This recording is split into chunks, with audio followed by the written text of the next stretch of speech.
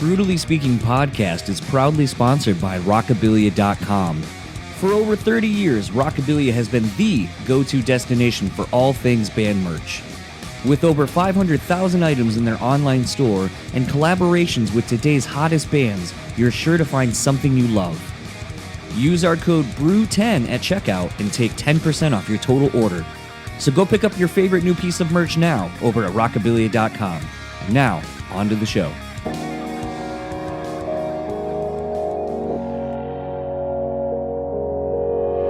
Say you have to have a lot of passion for what you're doing. This rings true because it's so hard that if you don't, any rational person would give up.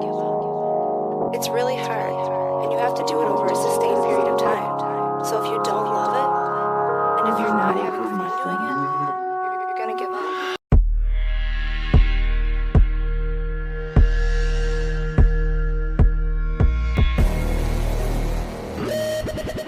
What's up, everybody? Welcome back to another episode of the Brewtallyspeaking podcast.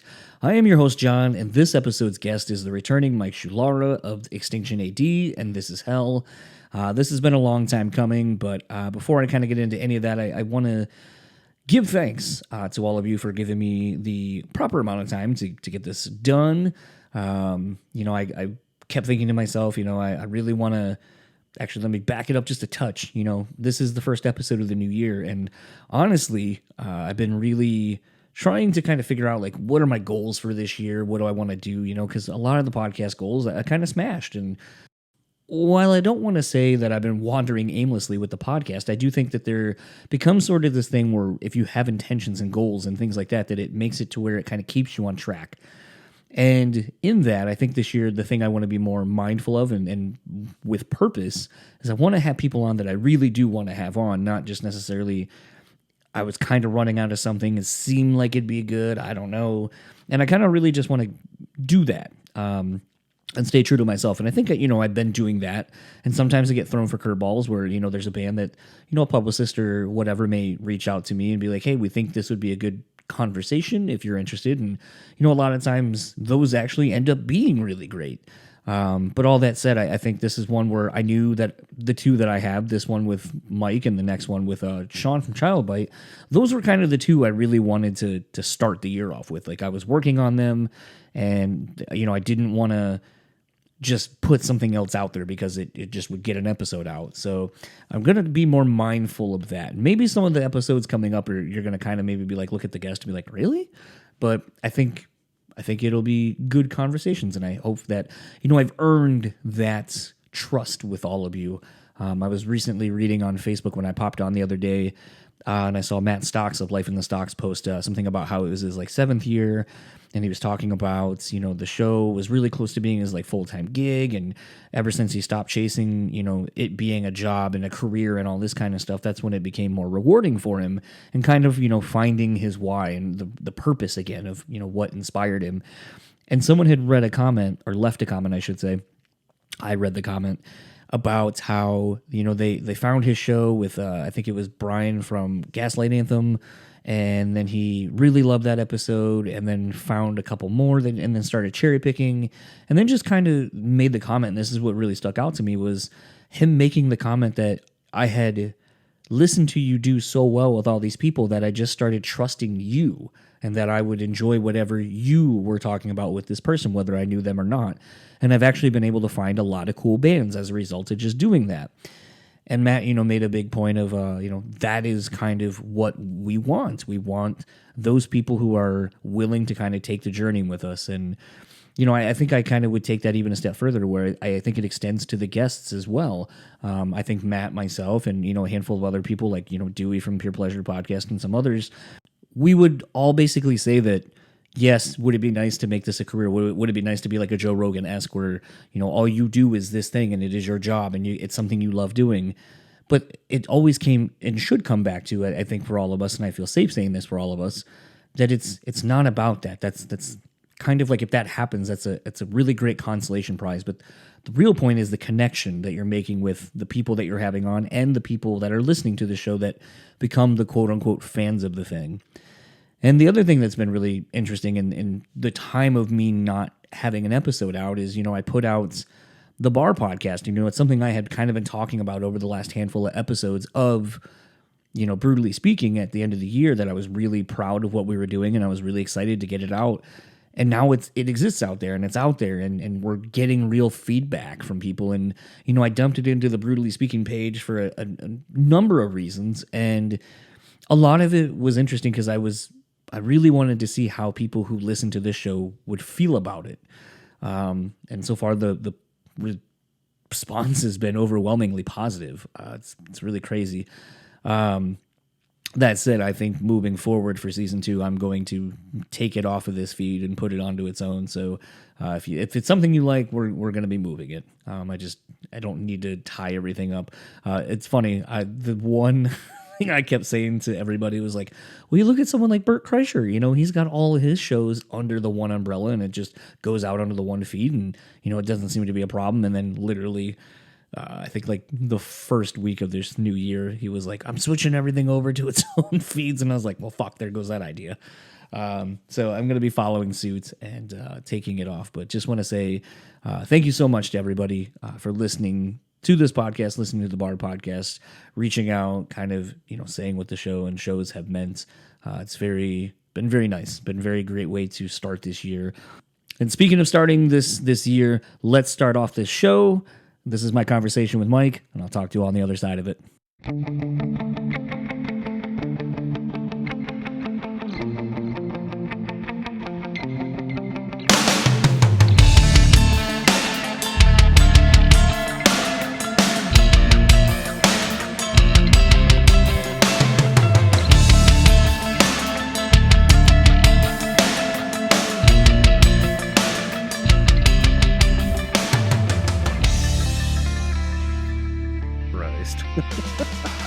Dude, if I could, I'd still write book reports. I wouldn't even type them. You make sure to get that bibliography out at the end and make sure you cite all your sources. Yeah, Chicago style, right? Sure. Oh shit. Well, cheers. I'm gonna have some drinks and stuff. I got water for the moment. I mean, I have that too. I got water. I got my better lovers beer. Oh, nice. And I got some tequila. I'll bring out the bourbon in a minute. I only got home like a half hour ago. No, that's fun. Is it CrossFit work? What were you coming home from? Where did I have to go?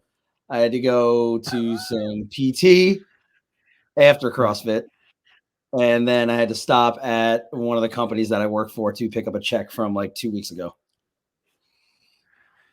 So see, this is the life, folks, where you just have so much money and you make so much that you can just go pick up a check 2 weeks later.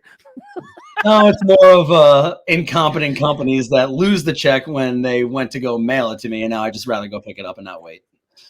Fair enough. I was to say, the drill. This is just kind of a bullshitting thing. Although I was kind of thinking about the first time we did this, or the first and last time, that I feel like I remember you making a comment, like you texted, you're like, oh, after the episode posted, and you're like, someone was just like, oh, is this someone you, to me, like after listening to the episodes, like, is this someone you've known for a long time? And you're like, no, I don't know. Like, this is the first time I ever talked to this kid. And he was like, he knew so much about you. That's the mark of a good podcaster, isn't it? If you just know a lot. I guess. I mean, it just means I lurk in the shadows like a cuck. Oh, jeez. Do you have the chair? Do you have a cuck chair, though? There it is. There it is. Oh, no. Oh, shit. I just saw this one thing on the internet of, like, ever wonder why every hotel room ever has the one cuck chair next to the bed? And it was just, like, a woman that just had her hand pointing like this to every one of them. And there's, like, 40 hotel rooms with a random cuck chair just sitting there. I saw that. Did you post it in your Instagram stories? Is that where I saw it? Yeah, I probably just shared it, more than likely.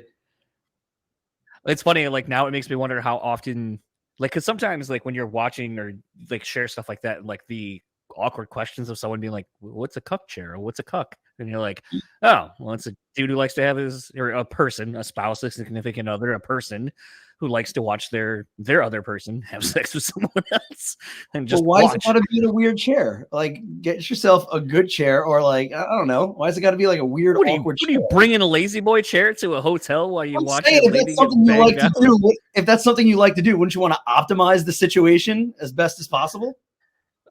I mean, I'm sure if you come into other, no pun intended, come into people's houses and do the same, I'm sure they have better chairs in their bedrooms.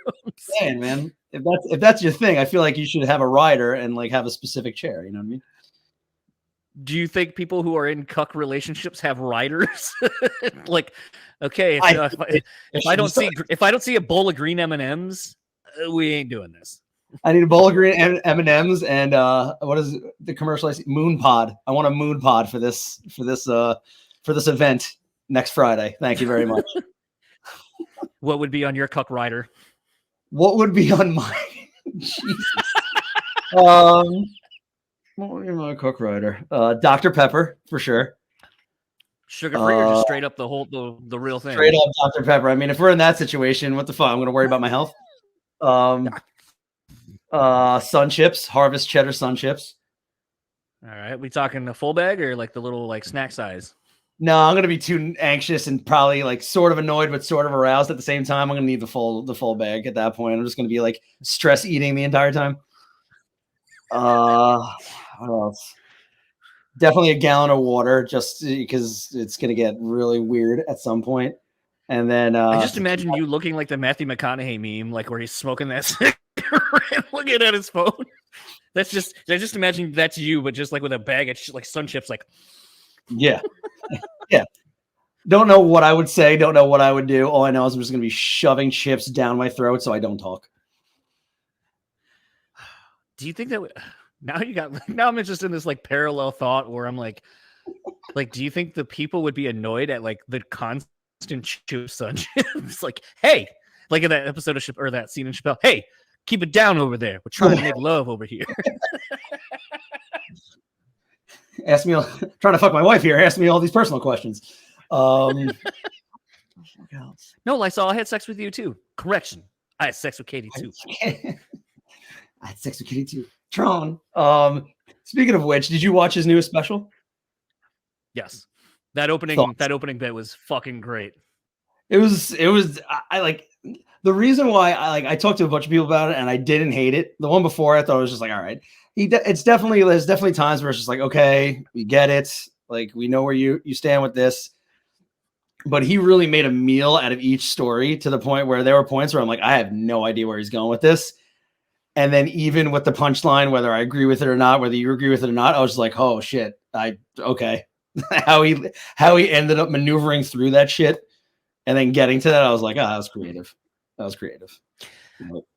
It's been kind of interesting, kind of speaking to comedy a little bit more, like with my job being as pretty easy and mixing ink. So it's like I'm in a room by myself mixing inks for screen printing.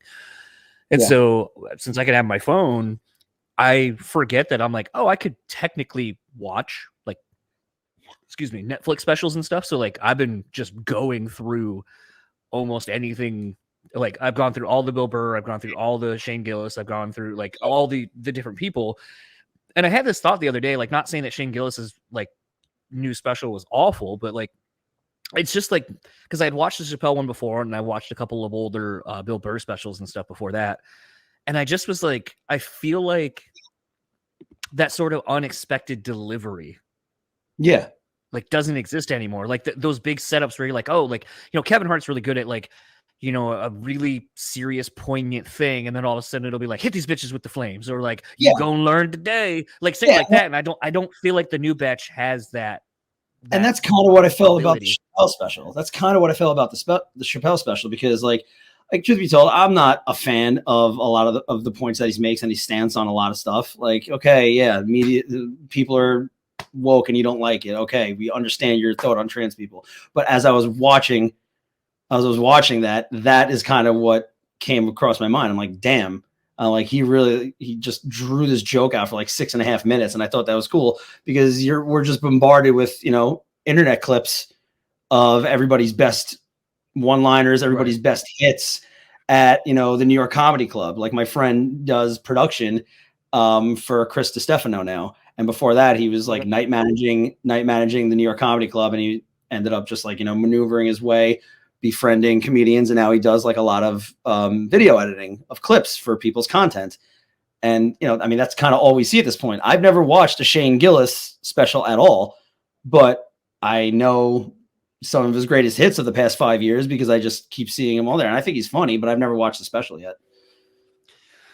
Well, I would almost question this to you in a completely different thing, because you feel like we as people are constantly inspired by things, even if it doesn't seem like tangentially adjacent to what you're doing. Mm-hmm. Like, so I wonder if maybe you like talking about like that the new it took him like 6 months of he gets to this punchline and I didn't really see it coming. Yeah. Does it maybe make you think of, oh, I wonder like if I were to, like, maybe you've been wrestling with a part or a fill or something, like how to do something in a song that you're demoing. Do you ever maybe take an outside influence like that where you're like, oh, maybe if I approach this part differently and kind of get to it in an unconventional means or whatever, and kind of just explore the space a little bit more? Like, do you get inspiration for creating by seeing things like that and going, oh, well, I wasn't expecting that or whatever, but like, is that something that you find parallels to your own creativity of like seeing something like that? Yeah, absolutely. Not like a conscious thought, but you bring it up, sure, because I've always had the approach of whatever song we're doing and writing that I like to build the parts, at least for drum wise. Like I don't like to do the same fill twice. I don't like to do, how do I put this? I don't necessarily like to just kind of do the cool part right off the bat and let it go there. I like to give hints to where I'm going. And then when I do whatever what I think is cool, I try to do it at its best possible moment, at the most impactful moment. And there was a review that I just watched on the Ruthless Intent EP. I can't remember who did it. It was a podcast, but they even said that about the band. And I really, there's a lot of gratification in that, because they said that, they really will you to the money riff. They bring you to the breakdown. And when it comes, it's just like, it's fulfilling. That's kind of what these guys said about the 4 songs that are on this EP. And I as I was watching it the other night, I was just like, hell yes, because that's kind of, as an individual, that's kind of how I try to approach whatever I'm writing for that song. Like I always try to build it. Okay, that's the sickest part. That's where I'm going to go with this. That's when I'm going to lay it down at that time. And then, because in my mind, like that's, you're keeping interest. You want the song to build to a crescendo at some point for the listener to be like, holy shit. You know what I mean? I feel like that's what any musician would want. You want to keep people engaged. You want to do your best work, but you want to keep them engaged in what you're doing to get to the best work.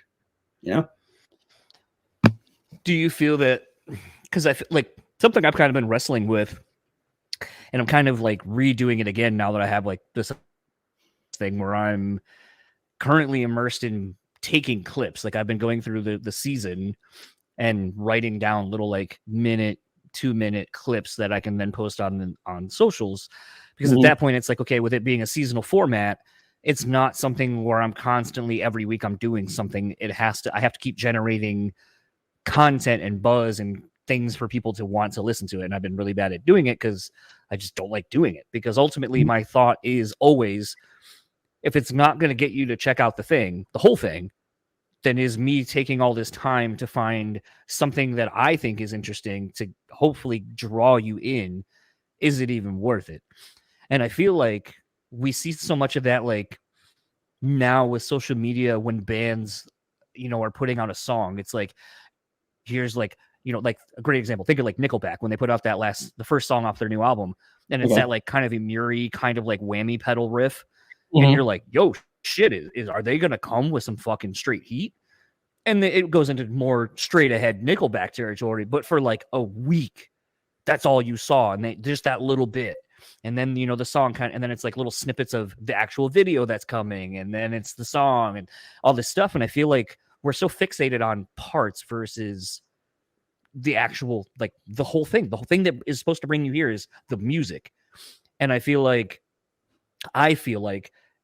maybe the songs don't matter as much as a part that can go viral on TikTok or something.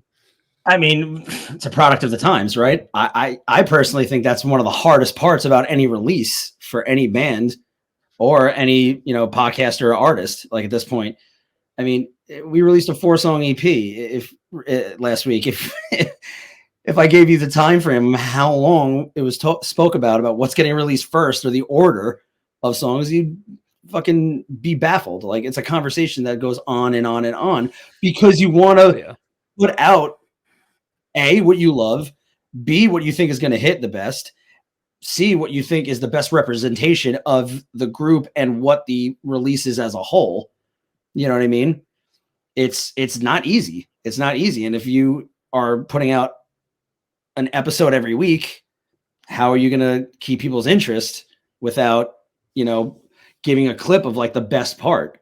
You were talking about how, you're at work and if you have some downtime, you're watching some stuff. I watched every second of the Cat Williams interview at work like 2 Saturdays ago, and I couldn't stop. I could not stop. I saw one clip. I'm like, oh, he's talking about Steve Harvey. I fucking love Steve Harvey. And then I watched it. I was like, shit, he just fucking traipsed all over Cedric the Entertainer. Like everybody that I remember from watching my childhood that I thought was hilarious. And I'm like, son of a bitch. That whole thing about Bombalicious, that joke, the fact that was stolen. Dude, I remember watching that special at my previous job. I think it was either right before the pandemic or during the pandemic, and I shit my pants laughing. And I find out that was stolen. I was bummed, severely bummed. But going back to what the hell we were talking about, it's just like, yes, it's very difficult to decide what you want to tease people with in order to keep them engaged or get them engaged. I feel like maybe it's just, God, I just don't know how to say it without sounding so pretentious one way or the other, but it's like, I feel like it's because I give a shit about the whole thing. Yeah. And like, I feel that way about like a lot of things. Like, like I don't just listen to like a single, I don't just, watch the clip or whatever. And then like, it's almost like, I feel like it's essentially what we do with headlines.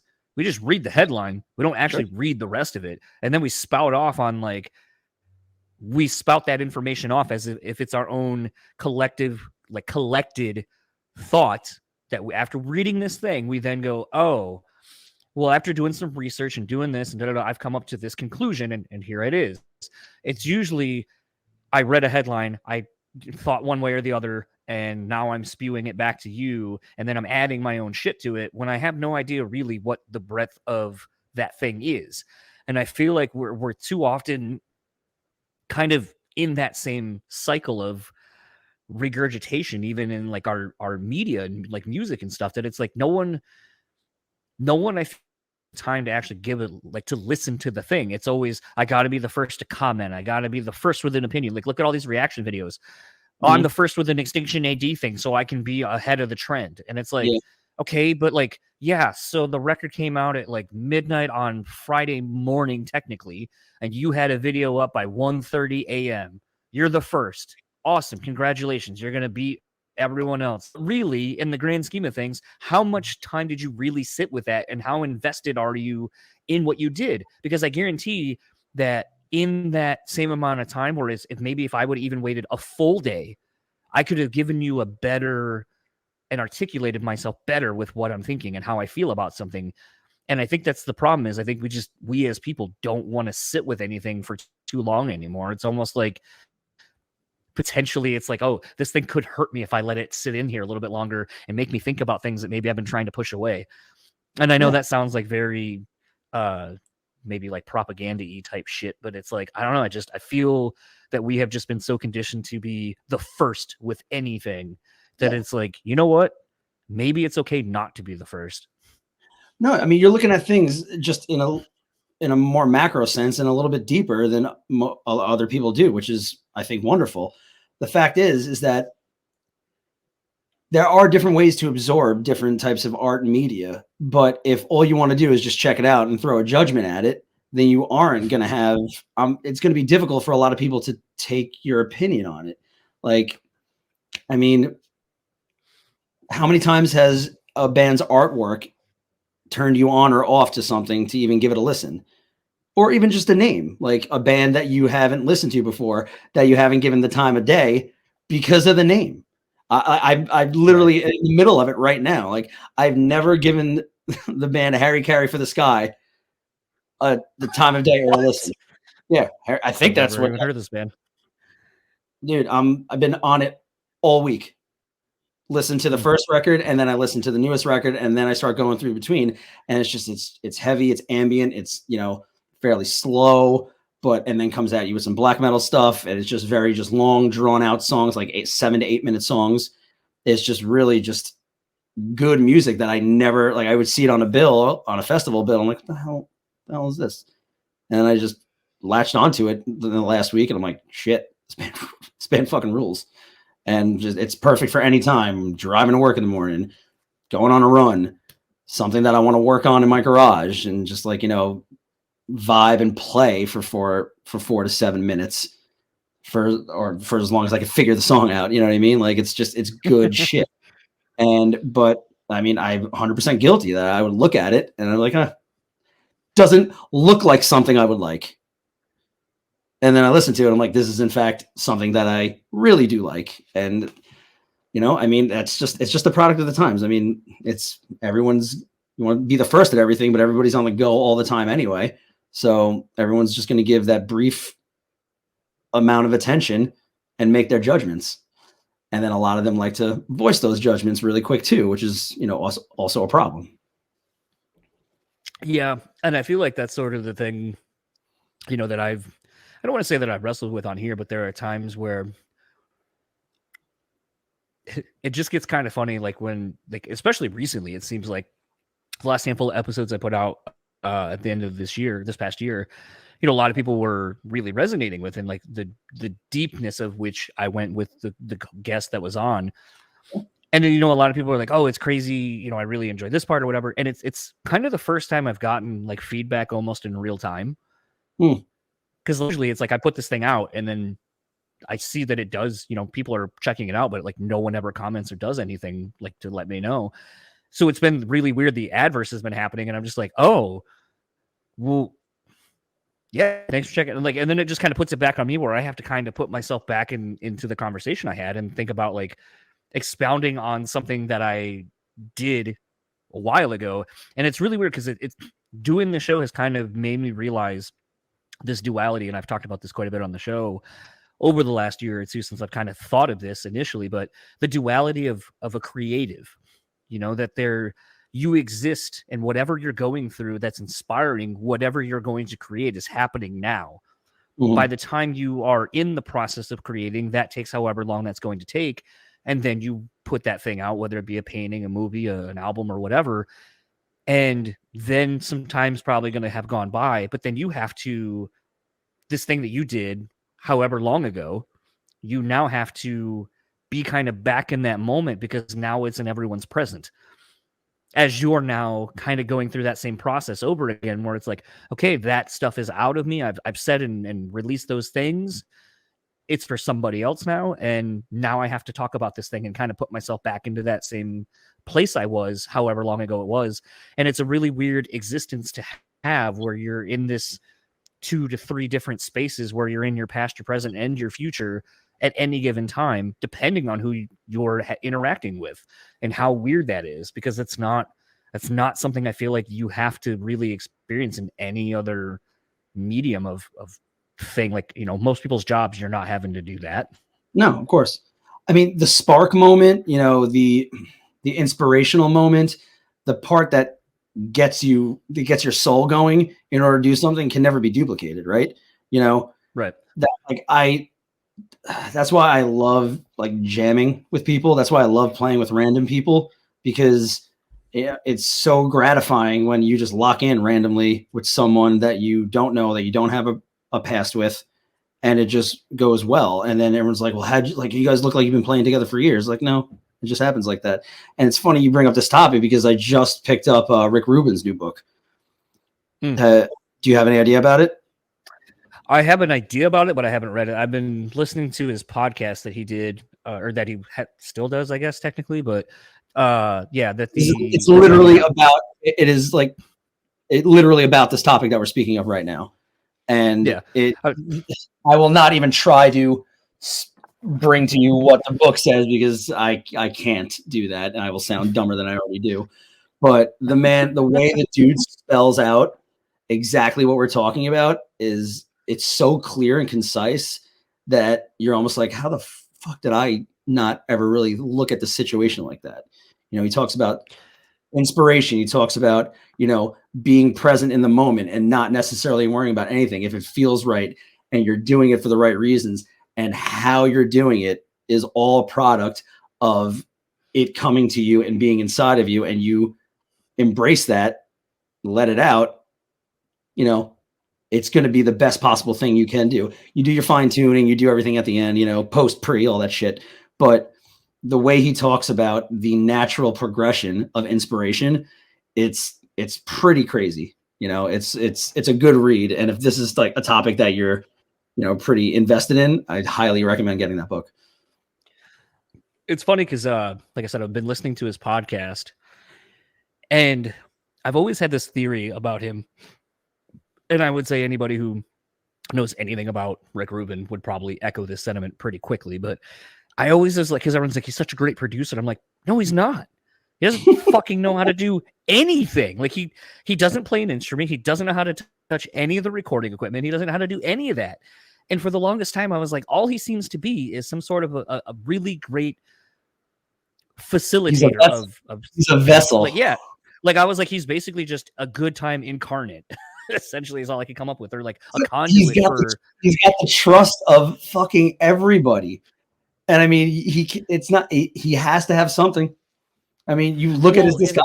That's you know what I mean? I was gonna say that's the thing in listening to his podcast. Like, you know, if you listen to like the episode he did with Trent Reznor, you know, like Trent's talking about making the first record for 9 Inch Nails and how, you know, he saved up all this money to do it, and he wanted these people, and then he got with this producer, and the guy really didn't do what he he thought he was going to be doing for him, but he ended up, I think it was had like a whole he turned, like he was like, oh, that was just like a bridge or something. He's like, no, that's the chorus, and then kind of like flipped or rearranged the song to be what it is now. But he was talking, Trent was like, you know, I knew what I wanted, and I knew it needed to be this, and I trusted in someone else who I thought was better than me or knew my vision better than me. And Rick was like, oh, I'm really proud of you for being able to vocalize that and understand that it's your thing and that you should take ownership of it and all this stuff. And it's in all the different episodes I've heard, there's always moments like that where Rick's like, it's really good that you understood this about yourself and that you were able to get in touch with this feeling and this thing. And then I realized that it's like all Rick really is basically just a therapist to allow you to feel comfortable in doing something that maybe doesn't feel natural because it's been suppressed throughout so much of your life, because that's just the world we are surrounded by. Instead of, you know, uplifting people who are creative or wanting people to be successful, everyone tears others down because they don't, well, if you're successful, then that means I'm not by comparison. So I need to tear you down to make me feel better about myself or keep us at the same level, instead of being like, hey man, your success may not be my success technically, but your success might inspire me to want to be more successful in something. So why shouldn't I be more happy for others being successful? Like, I think that's been one of the things since doing this podcast. And I think a lot of the things in my life is I have people, you know, I would even say like yourself, where it's like you do things that you may not think are inspiring, but like when I see them, I'm like, oh fuck, man, Scuzz is getting it today in his cuck chair with his sun chips. So I need to get after life too. Shit, I need to get some sun chips now. Goddamn. This podcast brought to you by Sun Chips. I got some weird habanero chips from Lidl. It's not cutting it. It's not harvest cheddar. You know what I mean? But yeah, I mean,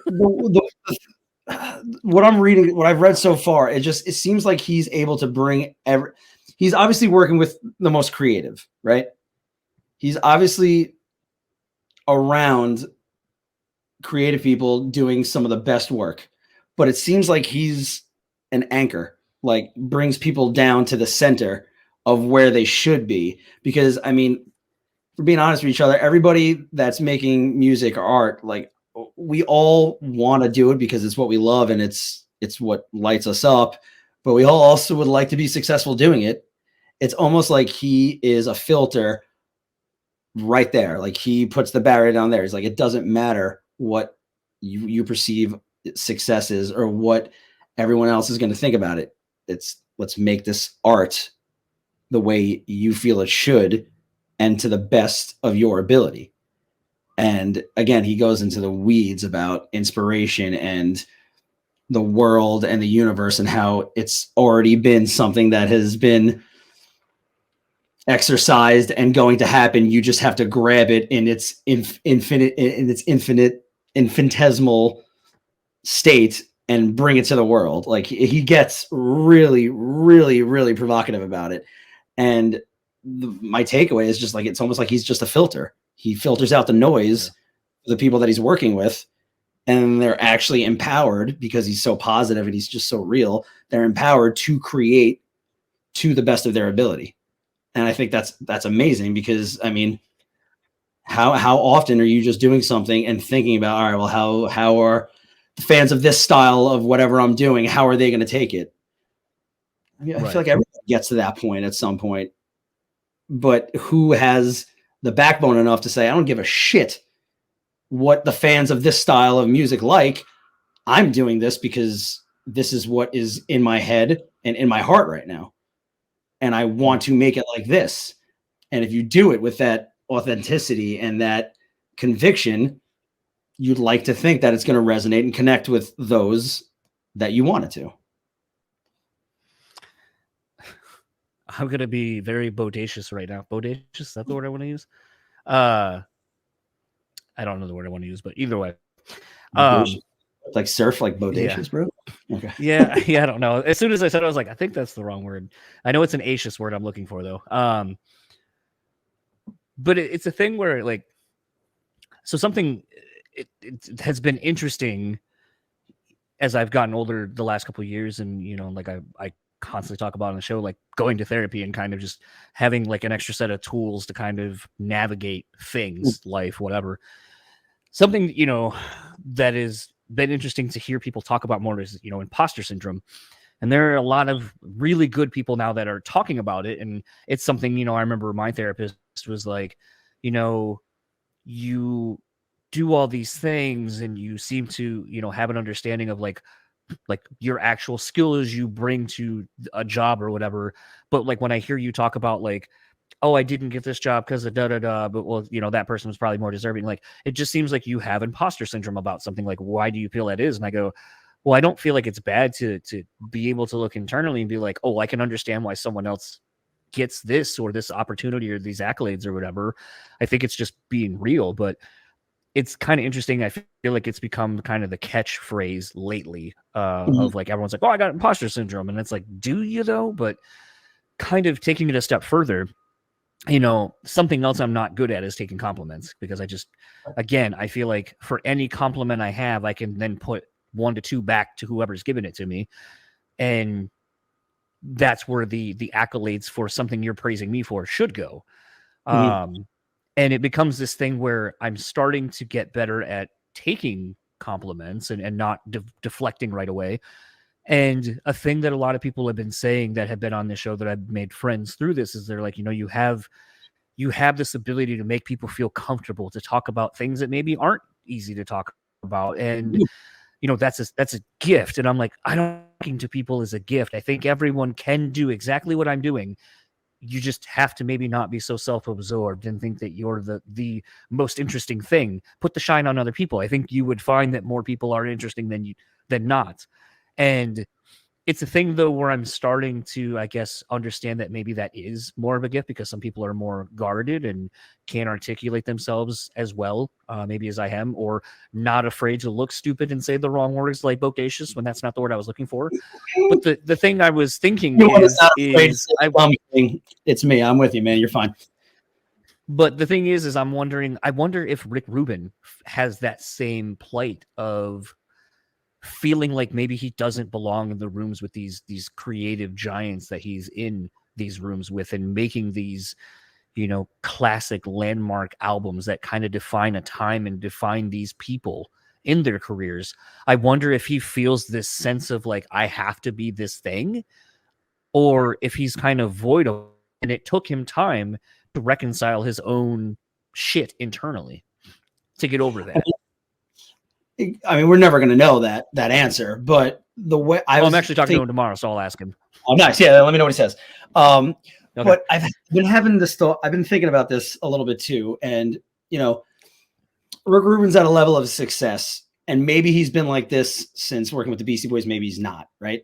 He's had this level of success where I'm fairly certain he probably doesn't feel uncomfortable around anybody because he has been so successful, and because he knows exactly who he is, how he works, and knows that what he does and how he does it works. I think for people, I know I could speak for myself. I don't know if I can speak for you, but it's just like, if you've been going at something that you love and care about for so long, right? And maybe you get a little success, but you know damn well that you're not where you want to be and where you think you deserve to be, right?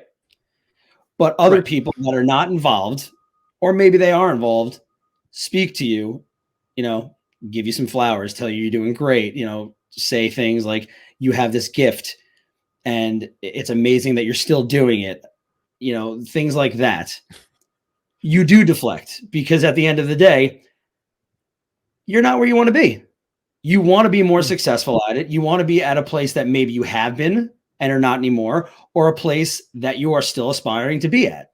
So hearing compliments about how good you're doing, knowing full goddamn well that you don't think you're where you should be, I feel like that is the catalyst of imposter syndrome, at least for artists. I don't know, for myself.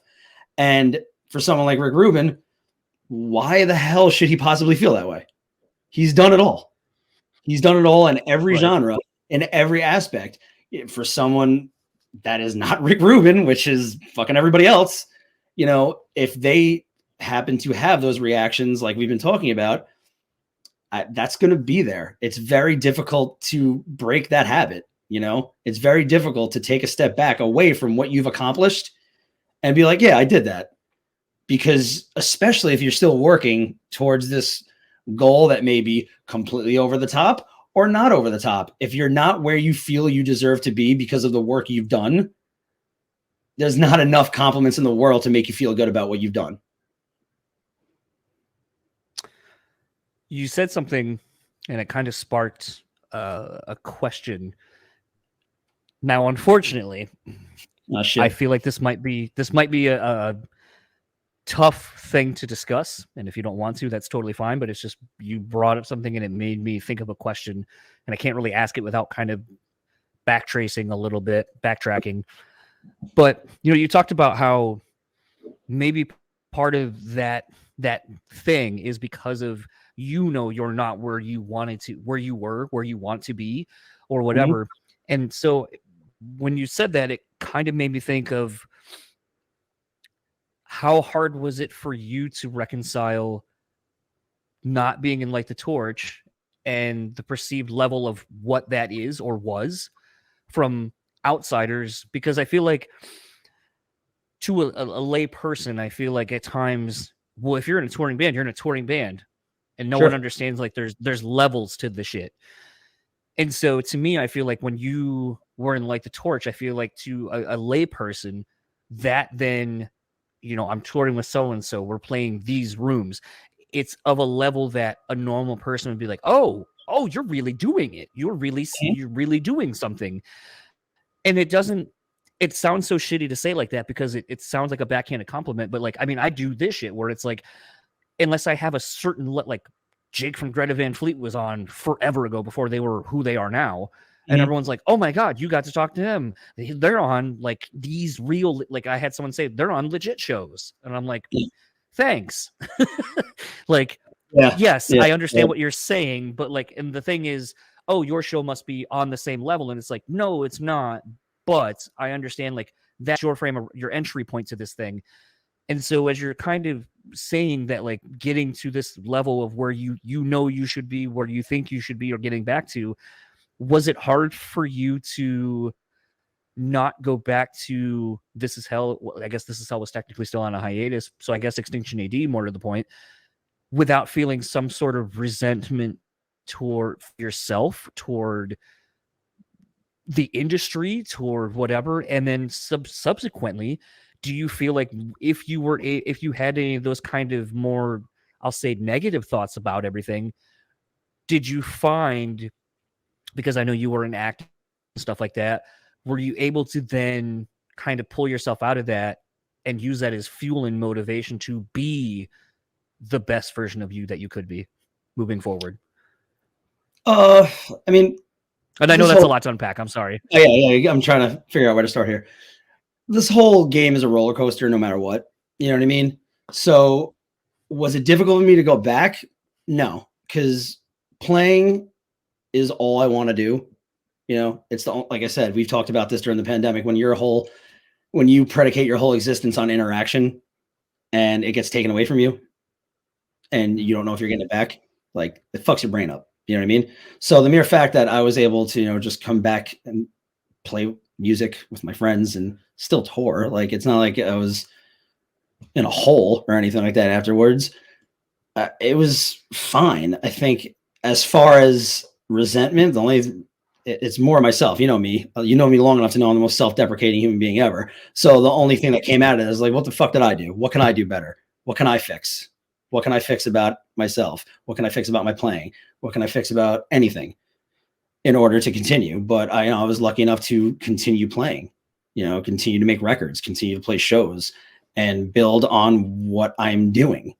And that was really it. But as far as fuel, no, it's just, again, in anything, in any type of business, any industry, you're going to go up, you're going to go down. It is what it is. In my day job now that I've spoken to you about, there are times where I'm disappointed in my boss for whatever reason, and I crawl into a hole and it makes me fucking work even worse. And then it's just like, okay, take a breath. What can I do better? How can I start digging out? And then you get to where you finally get a groove to the point where you can start progressing. And that's kind of the way I would look really at any issue. You know what I mean? I rarely would ever look at other people and use them as an excuse for anything. I think I'm really big on manifesting everything for yourself through just working through it, trying to get better at your craft, trying to get better as a person, tweaking parts of yourself this way, parts of yourself that way. I don't think there's less integrity in that. I think it's just adapting. Mm-hmm. And sometimes you can't adapt to the situation as much as is needed. And that's life. That's just what happens. You know what I mean? So I think the best way to look at any type of negative situation is what you can learn from it and how you could, and that's the cheesiest thing that's ever come out of my mouth. But like, that is the truth. That is how I was brought up, even in athletics. It's just like, okay, you could shove your head up your ass, or you can figure out exactly what you can learn from this loss, this fuck up, and how you could never let that happen again, or how you could avoid it.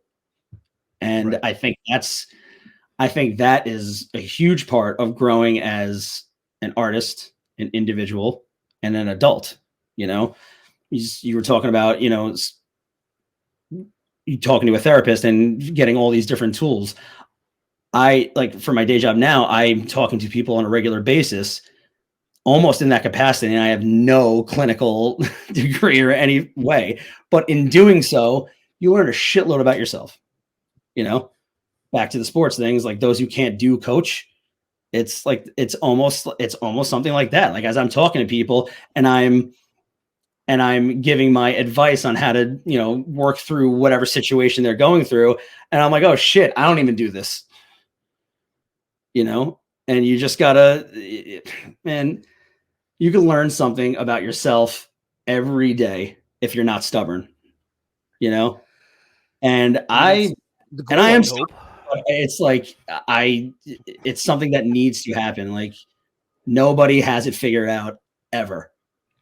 So I think as I've gotten older, I think, again, another reoccurring theme of the show, but it's so funny because like sometimes I feel like the thing that I think I enjoy most about doing this is that it feels sort of like a form of therapy. And the fact that I haven't really been able to do this over the last like couple weeks, it's been like, shit, I'm kind of missing my like therapy session to like think about something or purge these things. Like, because it's one thing to like have thoughts and just spin around with them for a while. But when you're able to kind of put them out there and bounce ideas off other people and kind of see like, what do you think about this? Like, it's kind of the beauty of this format.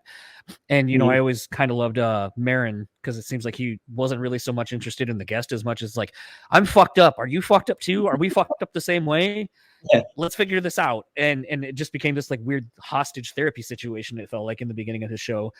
But I feel like for me, and a lot of times with the people that are willing to go down these things, it's just, I hope that when people listen to this, it's something beyond just like, okay, so man, you were playing this paradiddle in song 2, and then it goes into the sweet like halftime breakdown.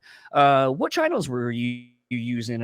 Whatever. Like that stuff's cool, and like I'm interested in those things as well. But I feel like it's almost a disservice when you can talk to someone and kind of navigate each other like a life and real shit, because I think too often we're left to our own devices, and especially after the pandemic. I mean, like, how often did you and I FaceTime and just bullshit just to like have that interaction of being able to talk to somebody? All as much as possible. Because like I said, man, when you get something that lights your soul up taken away from you, and you have no damn clue when it's coming back, it really fucks with your head. I have no problem admitting that I am 100% still changed and not healed from that 1.5 year period. We spoke about at that time, like I bought this house in the middle of the pandemic, and the first 2 or 3 months that I owned it, I was living at my job. I was working with the infected to the point where I couldn't see my parents during this whole process because my brothers were calling at me, yelling at me, like, you're gonna get mom and dad sick. They're older, they're compromised. And I'm just sitting here in this fucking box that I just bought. I'm like, what the hell? What do I do? Like, what do I do? And then you saw the fallout of that with, dudes that took their lives, and people that know you hear about it.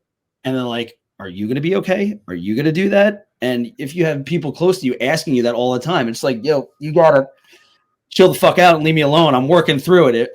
No, I'm working through it. But they care about you, so you don't want to be a dick about it.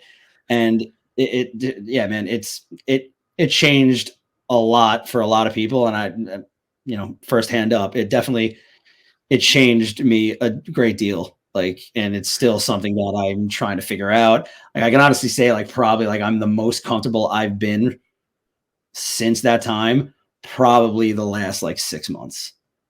Like, and that's the honest truth. And that's probably the first time I ever like made that vocal to somebody, is that I finally feel like comfortable in damn near every situation that I'm in.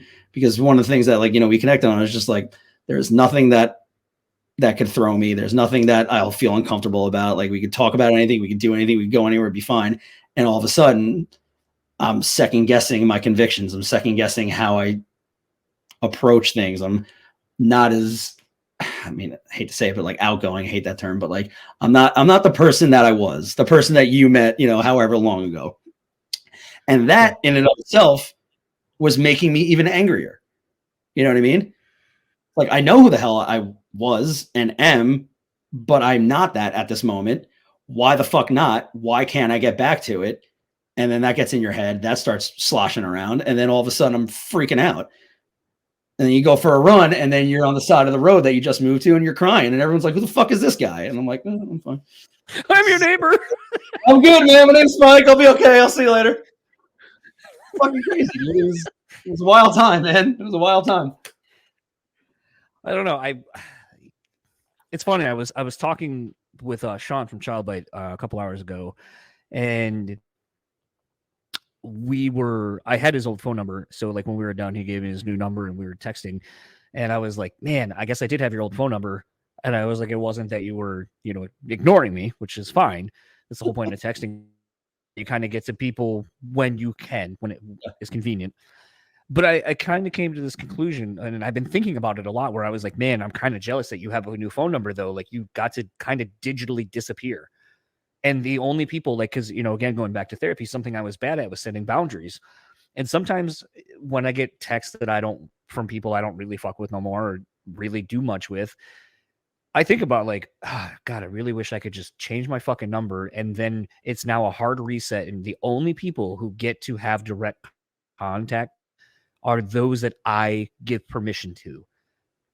And I think about it a lot more because it's sort of what I've been doing with a lot of the social media, where it's like Facebook's off my phone. I don't really use it. If I didn't have to do shit for this on there, I probably wouldn't have it anymore because I just don't care. Like, I keep coming back to the thing of, if you really know me and you really want to get a hold of me, you can. Yeah. You will find a way. Somebody that's close to me that you could get a hold of me if you really wanted to. But that's the thing, is I feel like almost a different route with you during the pandemic. Like, something that was really freeing for me was, I'm not going, like, I am the person that actively keeps people in my life and actively keeps friendships going. But then I had an epiphany where I was like, am I basically the only one doing all the work? Mm-hmm. Is this relationship 99% me doing it all and 1% by the other person?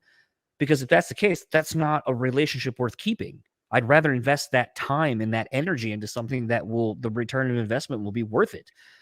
And I started kind of cutting people out. And like, there would be people sometimes who'd be like, oh, I haven't heard from you in a long time. You haven't texted me in a while. I'm like, phone goes both ways, man. Yeah. You can reach out to me. And it's a thing where, as you were just saying, who you were and you're not necessarily that person anymore. And it was frustrating. I would almost challenge you, and I'm sure you have thought about this, because you and I are the same in this thing where we'll just constantly sift through things in our head. But I would almost challenge, do you think that was the old you and now you're becoming who you're supposed to be and who you actually are versus who you were trying to be back then? Slowly, yes, I do. I don't know. There's just something that was just so freeing about. I mean, it's not like it was the dark ages for a year and a half. It was fucking awful and miserable and shit like that. But there was just something so freeing about, being on the road all the time, being able to talk to people all the time, being able to develop relationships with people.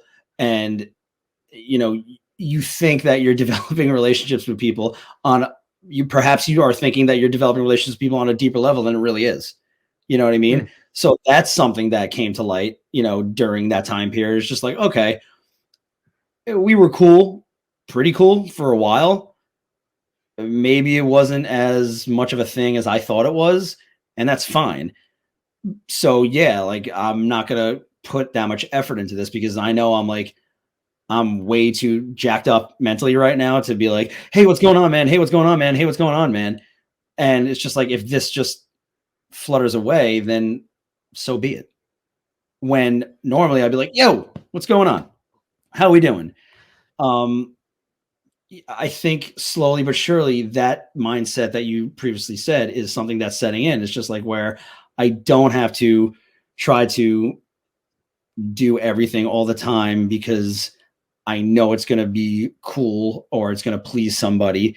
It's okay to take care of yourself. It's okay to perhaps be selfish from time to time and, lessen your scope, right? That's kind of what we're talking about, lessen the scope, be a little more focused and actually try to be happy with what's surrounding you.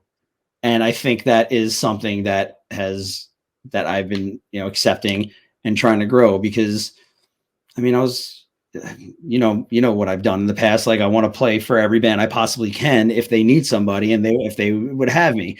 And it's no different. I mean, I still do that now with like the wedding gigs. Like, I want to work for every possible company ever because that means I have 150 jobs over the year, sans whatever ones I can't do because of touring. But that means I have solid relationships with people that are going to continuously give me work over time, and then I can make money, and then like that's the way it is.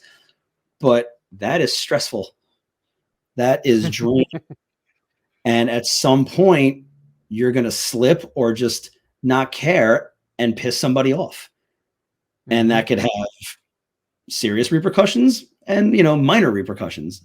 But it's very hard to sustain that, albeit social or at work. And over time, you realize that you might have to lessen your scope in order to be the person that you should be. And that is kind of what is happening. You keep hitting that. I got to take a piss. I'll be right back. And if it sounds like I'm incoherently rambling at times, make sure you edit it good. I don't edit shit no more, man. Other than this piss break that we both just took. All right, cool. But I mean, just apparently Josh Giddey is being acquitted of all of they weren't able to find anything on him. Really, dude? I didn't even know that dude existed. I didn't know that guy existed until all that shit happened. I didn't really either, and then I just saw a meme that says Karl Malone walks so Josh Giddey could run. Oh wow, jeez, dude! The internet is just running wild. Undefeated. It's running wild with all the memes these days. Like everything that's going on. I just open this up. I'm all about everything about the playoffs is so cool right now. Everything about the NBA is just really funny. Yeah, it is bonkers what's happening right now everywhere. And then the NHL, no one gives a shit. The Rangers are kicking ass. That's all I got for you in the NHL. Then the rookie from Chicago's back, I guess. Well, let's talk about. I mean, let's go back to the serious shit in a minute. But now that we have this break, let's talk about your state and how fucking rad everything is going. Because truth be told, for the most part, for the most part. But you know that I hated Harbaugh for the longest time. But god damn it, after that national. I don't anymore after that national championship, man. Everything that he's such a space cadet that or you remember that crazy pat after a win where he kind of just shoved the dude? I hated that. I'm like, what an asshole. And then whenever he talks, he's always looking everywhere else, all beady-eyed. It's just crazy. But after he won, the speeches, the way he talked about his kids, his family, and then his dad coming out and the family coming out. It's like, you know what? This guy fucking rules, actually. And he coached the shit out of that season and got him a national championship. And I was like, yeah, I don't hate Harbaugh anymore. It's kind of cool. I was just having a conversation with a close friend of mine that's also big into Michigan football and also went to Michigan. And nice. I was making the comment. I was like, it's funny how with sports and stuff like that, and you could even take it away from sports and just put it on the prism on life, that sometimes you just forget how things are or were. And in my head, it's like, yeah, we had some down years with Rich Rod and Brady Hoke, and after Lloyd Carr left, chasing trying to get his last national title before the CFP stuff was the thing. And that was so unlike Lloyd Carr. Basically, he always was really good at mixing in the underclassmen, the seniors and juniors and stuff like that. But his last year, he was all seniors and juniors. So when he left, you had a crew of players that never played with each other. So they were dog shit. Yeah. And then the thing that always, people forget is it's going to take, especially in college sports, if you're coming in after somebody else, it's probably going to take about 3 to 4 years to cycle through them and then get what you want in there. And so it was a thing when I was telling my friend, I was like, I kind of forgot that Harbaugh didn't take over this illustrious Michigan job, as it seems in my head as a Michigan fan. It was actually a pretty bad team. They were kind of not as they were riding on the laurels of, we are the winningest program, we are the biggest college football stadium, all these things, these accolades they had earned previously, but they hadn't done anything recently to be that team. And Harbaugh really brought them back to that. And it was a thing where when I kind of realized that, I was like, well, fuck, by all accounts, it looks like he's leaving, but it's a thing where it's what does he have to do? He did everything he said he was going to do. We beat Ohio State every year the last 3 years. We've won 3 Big Ten championships. We won a national title. We are and have been for at least the last 3 to 4 years. We have been kind of back where we were and had been for a very long time. Yeah, and that took time too. Because I think it's him. Yeah, it took time. He hasn't lost anywhere, right? Let's just throw that out there. He's always been a winner. But the thing that's interesting is that I think it was the first. How long has he been in Michigan? 7 years. He was a coach since 2015, so almost like 8 years or so. What was it? The first 3 or 4 years shot. Yeah, not that especially good. that pandemic year. Yeah, but then like if the story, all these stories came out, nothing in the national championship, but he took a pay cut. He got rid of the majority of his coaching staff, went back to a different brand of football, and like again humbled himself, and got the right dudes to play the system that he wanted to, and just slowly brought it back. And then the last 3 years, yeah. But I don't really subscribe of like what can he do? Why not stay? Like I don't know. If you're in that position right now, maintain it's not a dynasty yet, but maintain that level. I can't stand. I've been having this conversation since Sunday about with Eagles fans because I went to school in Pennsylvania and all my friends. It's like you guys are like you're 2 years removed from a Super Bowl, and you just want to like your season is going well. Yeah, you fucking bombed the last game and the last half of the season. Well, last month. And I'm like, you want to just ditch the head coach already? Like, there are other pieces that, like, I don't know. The coaching carousel is something that I can't stand. Like, the idea that people wanted Tomlin out is the dumbest fucking thing I've ever heard. Like, I don't think know. He's had a losing season out of his 17 that he's been there. Ever. Yes. Yeah. And if they haven't gotten out of the first round of the playoffs in a while, I get that. That is an argument. But there are things to be done aside from cutting the head off. There are plenty of things that could get done.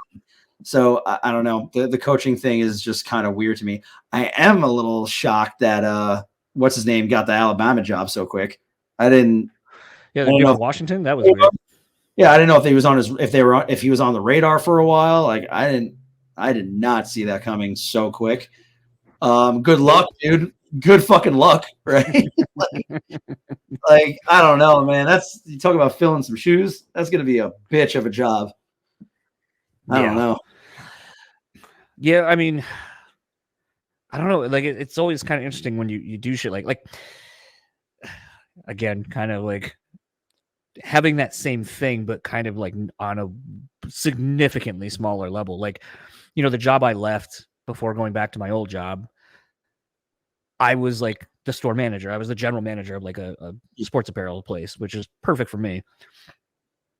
The thing where I just kind of realized that I was like, man, like I love the job and I'm challenging myself to do a lot of stuff. It turning this store around that just it's not good and had only been around for less than a year. So like turning it around to be what it should be and building a team of good workers and stuff like that. And it was kind of funny because like the person that I chose to take over for me, like I got to ultimately decide who took my job. And I was like, I think both candidates have pros and cons. I would choose this person for these reasons. And a lot of it just was like they were hungry. They wanted it. It was me basically when I interviewed for that job that it was like, I've been turned over. I haven't been given this opportunity and I want it. And the thing is, though, is I think a lot of times, like when you are successful, like the thing is like I had my DM text me and some of my old employees that are like especially the person that took over for me is like, I didn't realize how easy you made this look because like you put in the work all the time. Like even if you were at home, you were always available. You would come in and early, stay late. You would just get this shit done. And no one really ever saw like the process of what was being done. They just saw the results. And it's a thing where like, I'm a very big stats person. So like when we started keeping track of like store manager of our district of the week, I think out of the first 4, I got 3 of them. And I had 2 of them back to back or 3 of them back to back. And then I slipped off for a week when I was on vacation and then came back and got it. But it was a thing where like, I don't get wrapped up in stats necessarily. Cause like when people are like, oh man, you're killing it and all these things. I'm like, yeah, but I'm also, instead of working the parameters of what we're supposed to do, I opted to work 6 days out of the 7 and I would work smaller shifts so I could give more, talking about Harbaugh, giving back to like his people. I gave some more hours to my people because I didn't need the hours necessary. I didn't need that pay like they did. But on top of that, it allowed me to work with them to kind of hand off some of my responsibilities and teach them how to do these things. Because there got to be a point where I was like, either I'm not going to be here anymore, or I want to build my team to be as good as me and to know how to do these things so that when I leave, I know it's going to get done to as close to me doing it as it would be. And it was a thing where when I left and the person I trained to take my job, it was just like, I just realized as I'm getting all the numbers for the store, you and I were basically the ones keeping the store at the top of like the whole district, you and me.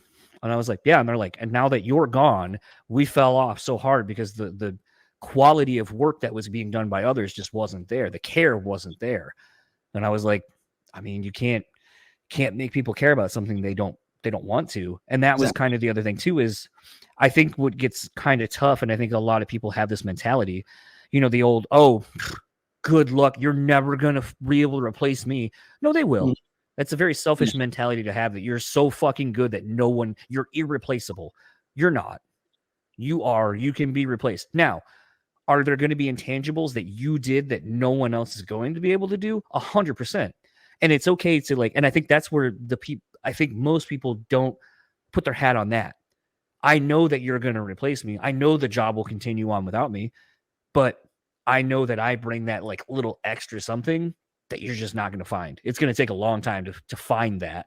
And being happy with that as like your, I don't want to say your consolation prize, but like that's enough. You don't need all the other bullshit. You don't need the accolades. You don't need awards or anything like that. It's just, I know that what I bring to the table is you're not going to find from anybody else. Yeah.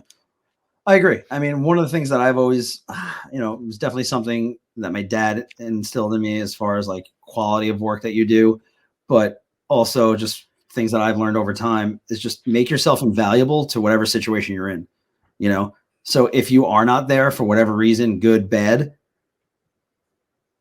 it reflects as soon as you're gone, not to say that you're irreplaceable, but it's just like, oh man, shit, this goes quality.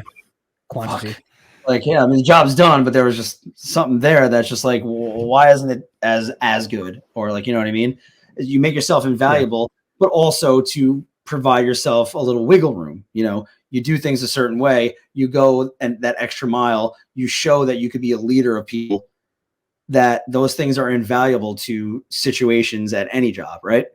So you make yourself invaluable and you show these qualities that will also give you more time and wiggle room to do things perhaps a different way, to do things on your own terms. I try to do that in any job I am. Like, I always preface, we could talk about my day job, or we could talk about, wedding gigs at night.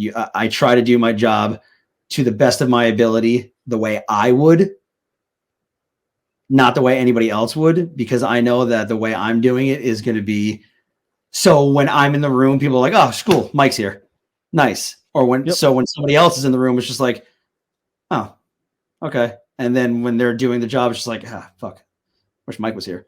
You know what I mean? Like, that's how I try to work. That's how I try to do every wedding I do with whatever company I work with. That's how I try to go about my day job. Although my boss would probably say the fucking opposite. I raise her blood pressure every day, but the effort and my ability to work and learn and try to better myself is a quality that I think is one of my best qualities that I know a lot of people don't have. So when you speak about how you work, we obviously are kind of the same person in that regard. And as you make yourself invaluable, you show your worth, you show that you're coachable, you show that you want to learn, because those are qualities that unfortunately are really not as prevalent as they should be in people, in my opinion. No, and I would also say at times I feel like it's funny because, like, whenever you do like the interviews, like, it's always funny, like when I've gotten to do interviews, everyone's like, I almost treat it like this. And like a handful of people are like, this wasn't really like an interview like I thought it was going to be. And I go, here's the thing. You can lie and tell me anything. Like, I can ask you the standard questions that the company wants me to ask you that are printed off on a sheet of paper. And I can find ways to easily get there in just talking to you. Like, I can ask certain questions and I know it'll get me there. But here's the thing. I have to work with you. I got to know who you are. Yeah. And I go, that you can't fake. Like, I mean, there's just going to be certain ways you talk. there's going to be certain ways that you talk. Like if I just bring up something and we're just bullshitting, like you can't tell me, especially given the fact that you've toured and kind of being around strangers. It's a thing where like if you are good at reading people, you can do it pretty fucking quickly based on a very little interactions with somebody. And that's usually how I interview people, is treating them like I just met you at a bar, we're bullshitting. And if within a couple of minutes I can probably get a good read, like, yeah, I don't think I'm going to like working with you. I don't think you're going to be a good worker. We're about done here. But going back to like, how you feel about yourself and, your product that you put out there, don't you think that that's probably the reason why you have continuously grown?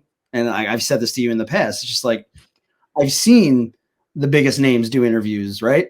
And I've seen their reactions when they're done with the interviews. And it's like, God, I'm sick of this shit. I don't want to deal with these same fucking questions all the time.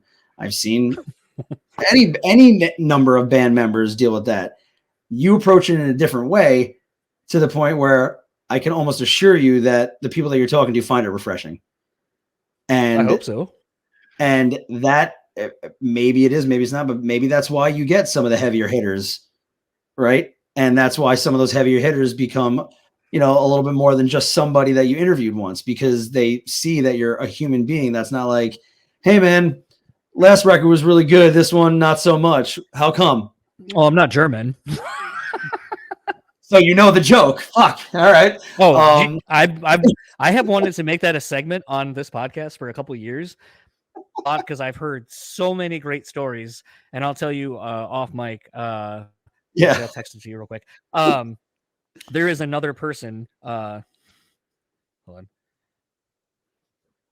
That he and I will send each other voice memos of this, of that, of like. Yeah.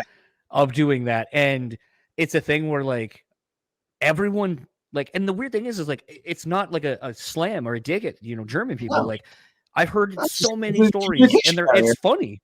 Yeah. Yeah. It's very interesting. But like, I think one of my favorites, I think Andrew from Ghost Inside even said this on the podcast once, like was like, yeah, like my favorite is, like they're just so like, they're not afraid to ask questions. They're just, it's so brutally honest. Like you just can't like help but laugh, because it's kind of uncomfortable because you're just not used to it. But, and maybe it's a language barrier thing. Like, I don't think so though. And then he was like, but like, you play a show and you're sweating after just like ripping a gig for like an hour.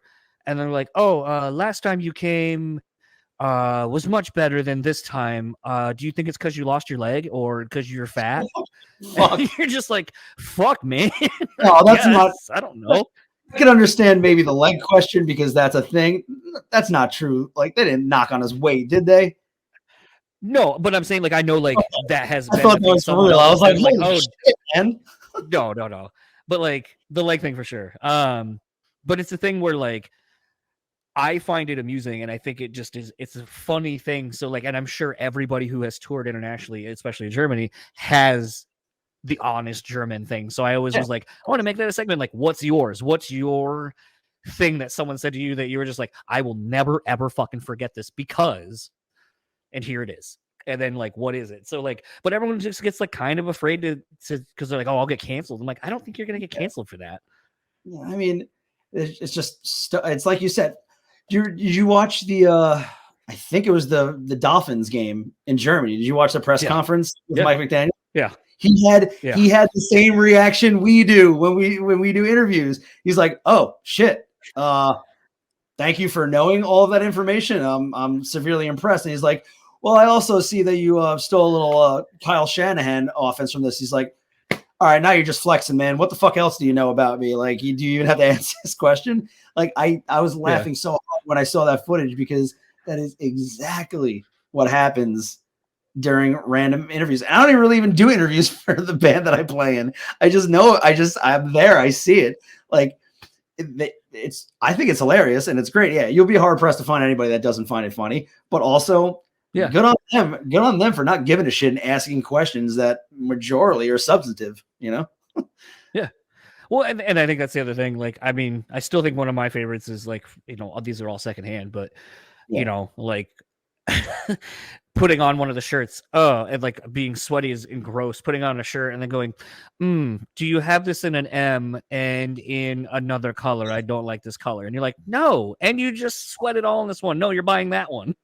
All yours, bud. All yours. Yeah. It has your musk all over it. You now own it. Yeah. You sweated it, you bought it. Yeah. It's funny you brought up the Dolphins because I just finished the Hard Knocks last episode, and so like it's funny because like you want to think that Mike McDaniel is like such a fucking asshole because he looks like one. He looks like a douche, but like you watch that and like especially I guess quote unquote spoilers, but I mean everyone knows that the Dolphins lost pretty badly in the playoffs. Like him on the verge of tears talking to the guys like I don't look at any of you as failures. I don't look at this season as a failure. Like we learned something. We're going to move forward with this. And I know the level of players in this room is good enough to win a Super Bowl. And like it just sucked because like you realize like he's such a likable guy. Yeah. And like he's really such, you know, kind of going back to even like Rick Rubin and stuff like that. He feels like a Rick Rubin-esque guy where it's like, I want to put you guys in the best position to be successful. And I want you to have fun while you're doing it because this is fun. Isn't it? Like to be successful and to do these things, like we are living out our dreams and other people's dreams. And like, why wouldn't you want to smile and, you know, it's not all serious and to, you know, like the serious part is all the prep and everything, but the game is the fun part. Cause like, that's the culmination of all the hard work you put in. And, you know, for that team to be as successful as they were most of the season was really great. But he also, you know, I love that kind of like Harbaugh to a degree, but like, you know, when the team would lose, he would take ownership of like the team. Like I didn't prepare them well enough. I made some bad calls. I did these things, and it was never pointing fingers at somebody else. It was always like, you know, he put the onus on himself. And I always kind of really like that about him. And it's one of those things, man. Like even like Tua, like where you're like, oh, this dude seems like a prick. And then like you see him and he's just like so nice and smiles. And even someone like Tyreek Hill, who seems showboaty, but like you see that he's there for his teammates and all this stuff. It's just so hard not to like all the people on that team. Yeah. And it's just such a fucking bummer that you're just like, well, now I'm invested and I feel like I know all the players and I wanted them to win because like I wanted this journey to keep going for them. Same with someone like Jason Kelce. Yeah. Like that dude, like, you know, if you watch the Kelce brothers documentary that was on whatever the fuck it was on, everyone knows Travis, but I was like, I like this dude a hell of a lot more. This dude seems so cool. Batman, you know, and all this kind of shit. It was just like, this dude's awesome. And like, now that he's finally retiring, like it sucks. And, you know, like, I know even on like his podcast that he just did, like after they lost, he was like, don't feel sorry for me, motherfucker. Like I got to play the game and I won a ring. And like, now I have a good life. Like I'm good. He's 36 and he's retired.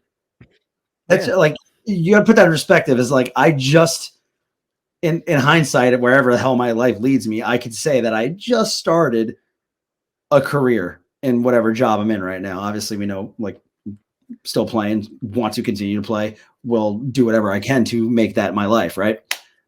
But in hindsight, I just started a career. This dude is 3 years younger than me, just ended it. That is insane. Yep. And put that in perspective. Yeah, I don't feel sorry for him. The guy's fucking set and loves it.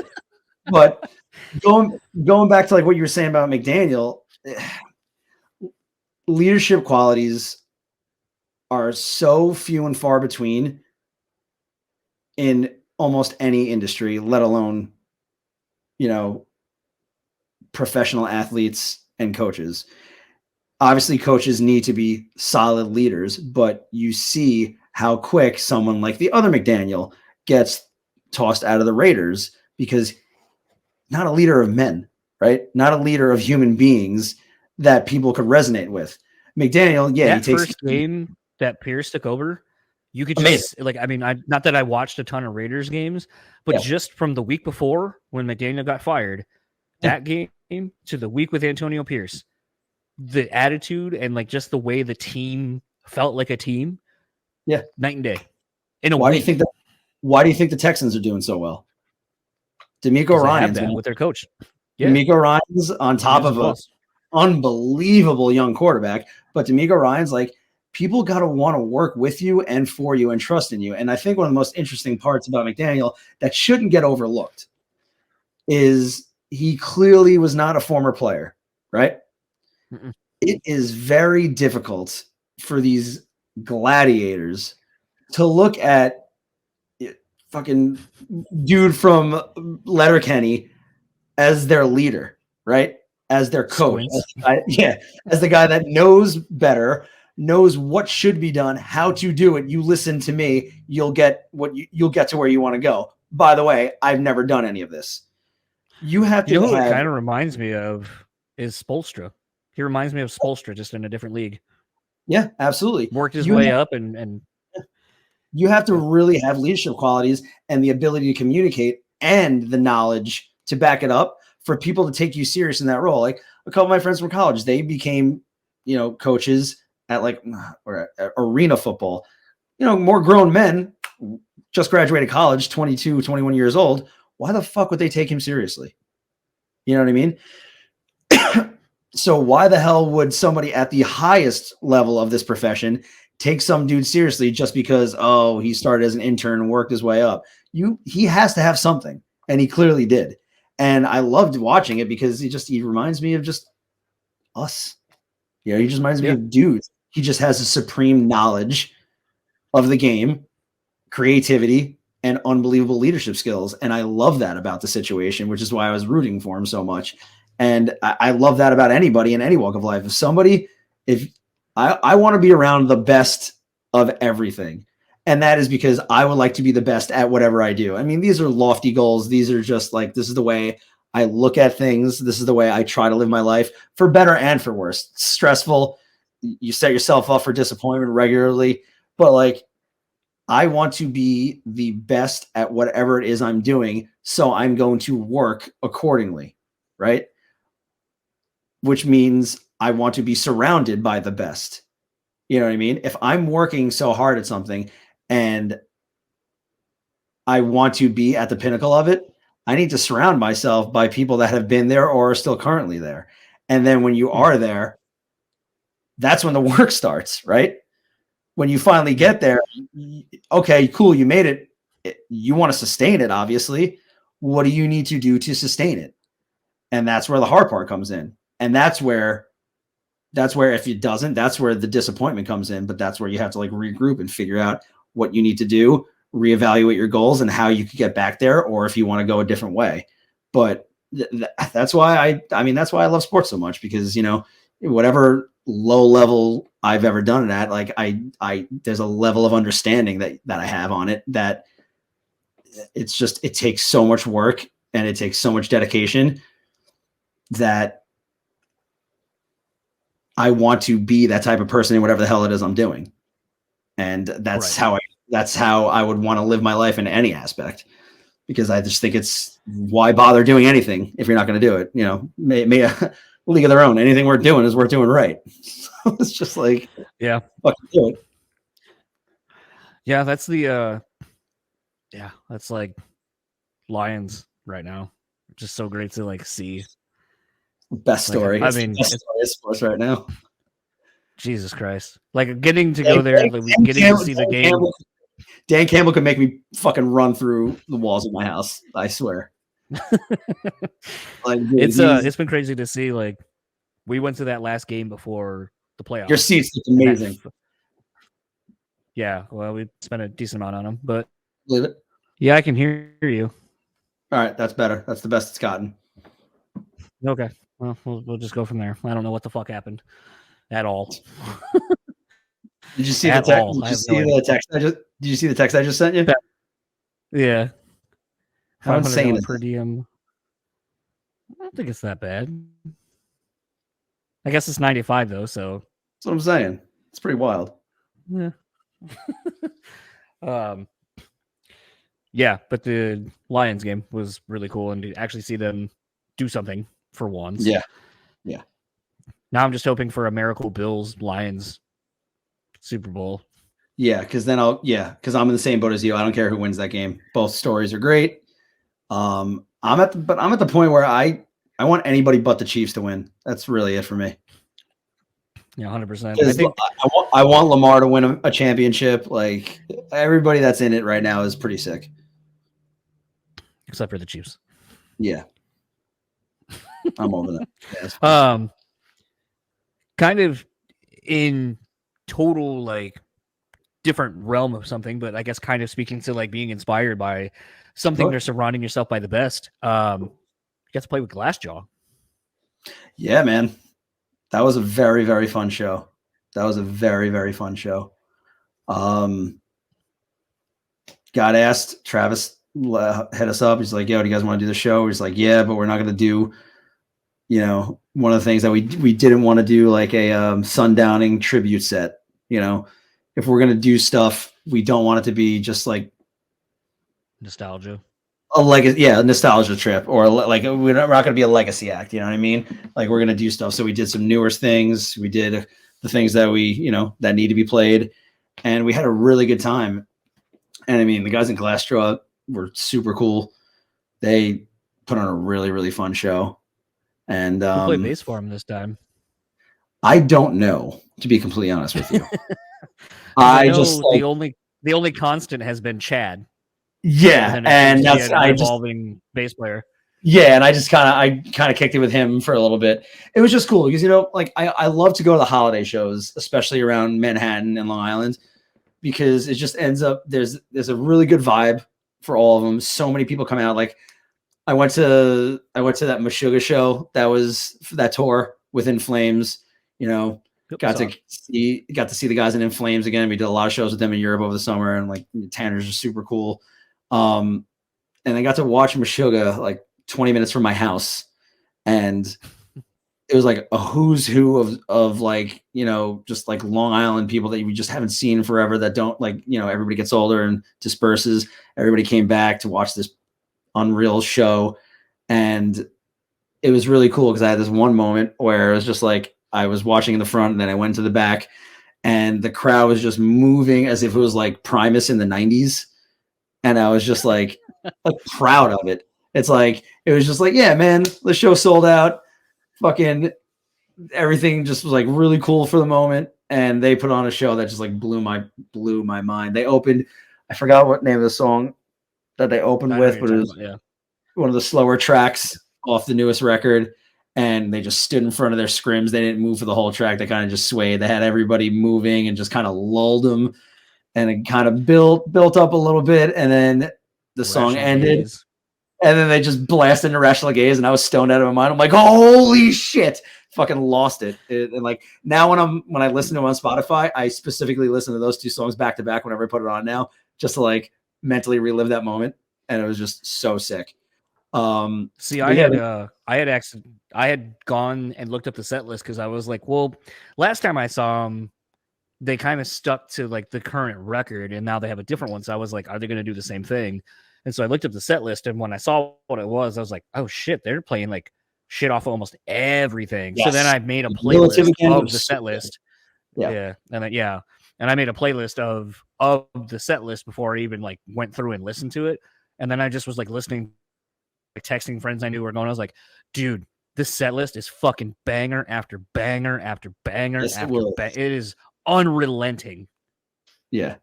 So, and if you want to talk about inspiration, like that show, like I drove home on that show and I was just like flying high, and I'm like, all right.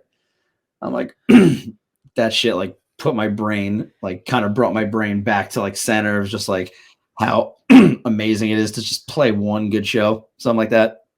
Right. And that was like around the holiday time, and, you know, the Glassjaw show was coming up, and it was just really cool to be a part of that, because it was, again, there was, you know, it was just so many people that, you know, you haven't seen in a while that you cut your teeth with on Long Island. Like, you know, just so many friends, so many, you know, people from different bands that are still playing with different bands. And like, and that's kind of the cool part that I forgot I wanted to mention to it. Like, as far as like, you know, inspiration or coming back down or like being here and coming there, what I've learned in the past 3 or 4 years is just like, if you could just stay in it, that in and of itself is something very difficult. And yeah, that in of itself is something to be very proud of. And I'm, again, you know, slowly getting out of a funk like we were talking about. I'm very proud that I'm still playing. I'm very proud that the people that I'm playing with still allow me to play with them. You know, I'm proud. I'm proud of the music that we're writing. I'm proud of the music that we're putting out because, Extinction ADs, we're putting out 2 releases this year. And, we did the Glassjaw show and it felt good. Like it just felt good. And then later on that night, everyone was just kicking it.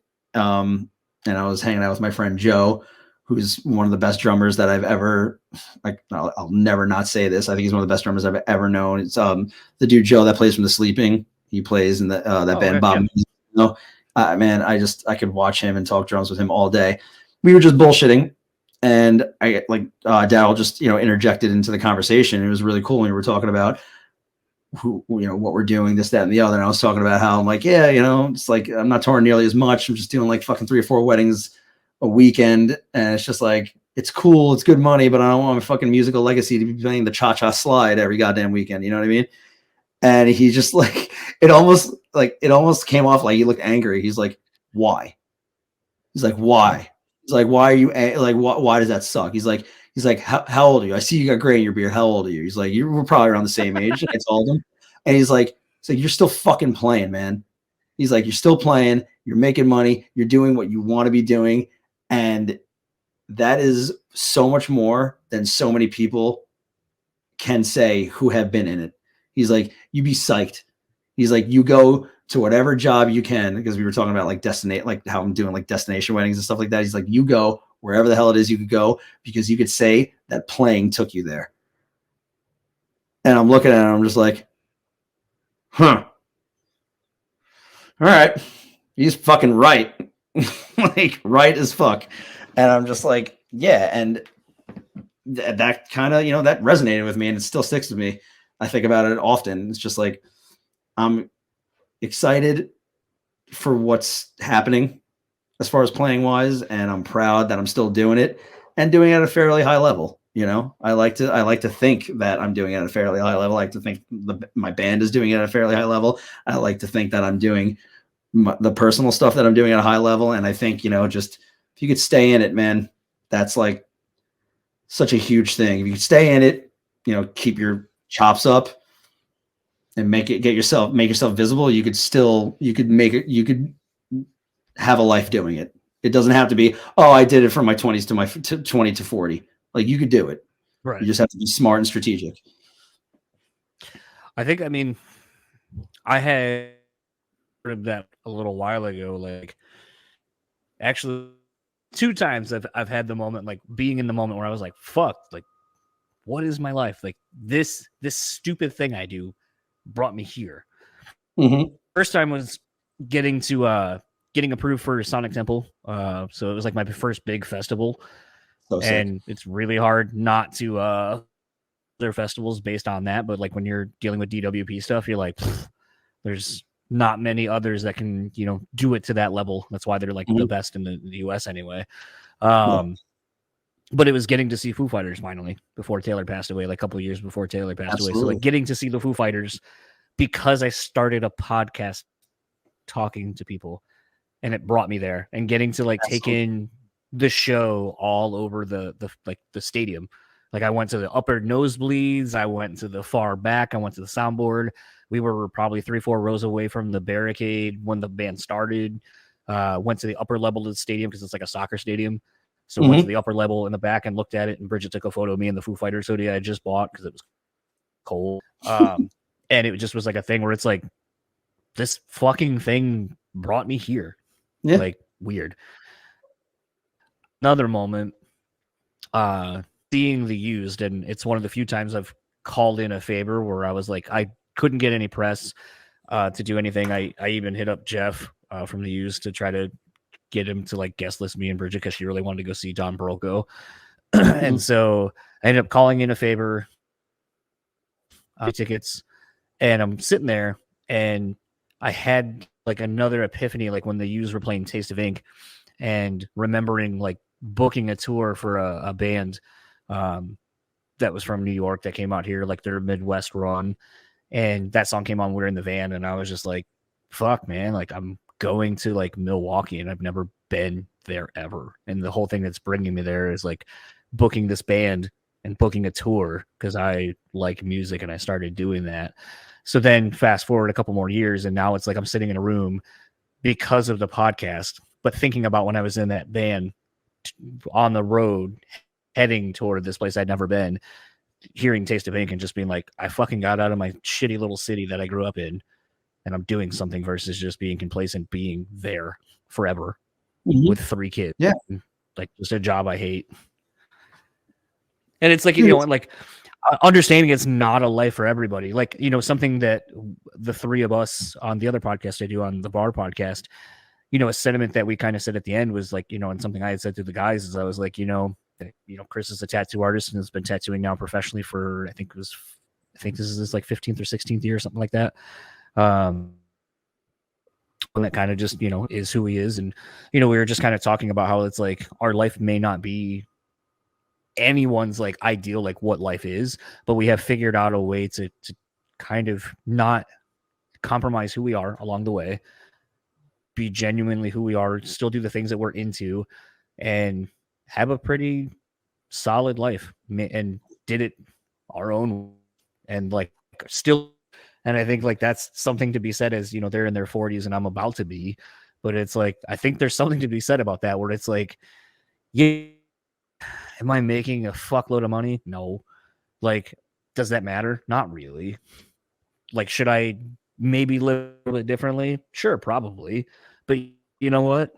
My life, it's the only one I have. And, you know, the common thing I've said for many, many years now is like the unburdening I did of myself when I was like, well, my wife and I don't want kids. So my life is mine to live. I don't have to worry about the hypothetical future of somebody else.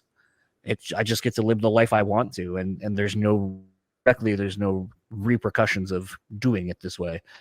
That's got to be so freeing. I'm so psyched for you that you have that. It is amazing. It is. And it's a thing too, where like, I do kind of love the fact that like a lot of people are like, you know, a good friend of mine texted me the other night when I was high as shit before going to bed. And he was just like, man, I'm really like, I just want to say I'm really proud of like you and Bridget. Like, you know, you're living your guys' life to the fullest. Like, you know, a lot of people who don't have kids always talk about, and a lot of people in general talk about the well, if I could do this, or if I did this, or, you know, there's always some sort of like stumbling block in their way as to why they can't do something. And you guys don't really do that. You'll just kind of go do stuff and live your life because you don't have those excuses. Well, my kid's got school to go do this. And it's like a way to go live your life. And it's like, it's fucking rad. And as someone with kids that can't always go do these things, like it's nice to see someone taking advantage of those freedoms.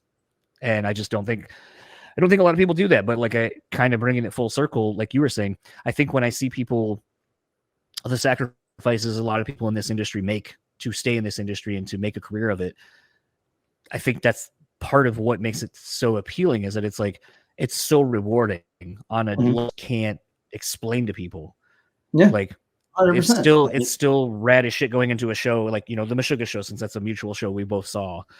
Like, look people and just be like, when the, you know, Rational Gates kicks in and everyone's just like, holy shit, or like when they did the backdrop and then the lights kind of play off of the fucking backdrop so it looks like it's moving, and my God, this is what, like, just having that communal experience with, you know, 2,000 other people, it's fucking nuts. And it's like, for one night, you and all these people are, you know, bonded, shared love of a band and this music that may seem very abstract and weird to a lot of other people. Yeah. And then when you get that and you experience it, it's almost like relieving. It's always like, yeah, this is what it's supposed to be like. Like there's this picture, like we played, what was it? When we were in Europe in August, we did a festival in Germany, got on a charter flight, went straight to France to play Motoculture Fest at 12:30 a.m. Didn't expect anything, to be completely honest with you. Ended up being one of the sickest shows, like completely packed. And we took like, we don't really do this, not our style, but we took the obligatory like band in front of the crowd thing. And it's so funny because if you look at the picture, it's like, I think the majority of the guys in the band are smiling. And then I'm just there. I'm just like this. I'm like, but like, that wasn't because I was like unhappy. It was just like in my brain, I was just like, yeah, fucking finally. No, it's like, finally, like this is what it's supposed to be. Like, this is what the work was for. This is where we belong. This is where we should be. This is where we are. Fucking finally, right? And it's so easy to get lost in the minutia of what you're trying to accomplish or what you want to try to experience to actually really enjoy it when you're actually doing it or when you're actually engulfed in it. You know what I mean? So when you finally get to one of those moments where it's actually rewarding and you feel it completely in you, and it's impossible to express to somebody that doesn't get it and is wondering why you are still chasing it.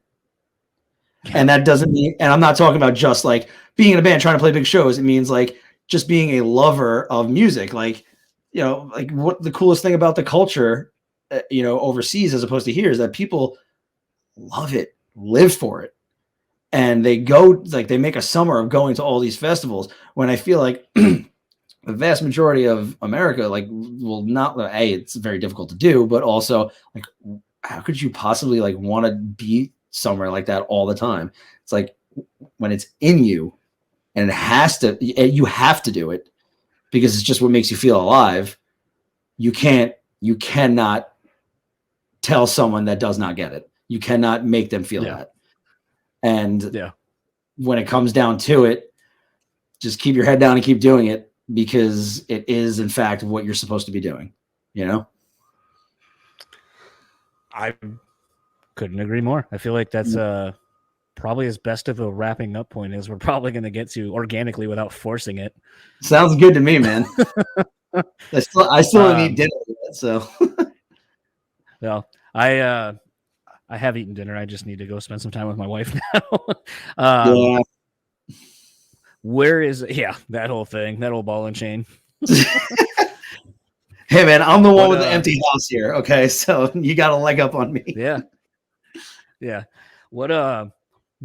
there anything you would like to plug or shout out or anything here at the end? Yeah, man. Extinction AD just released a 4-song EP called Ruthless Intent off of Unique Leader Records. It's on Spotify. It's just an internet release for the moment.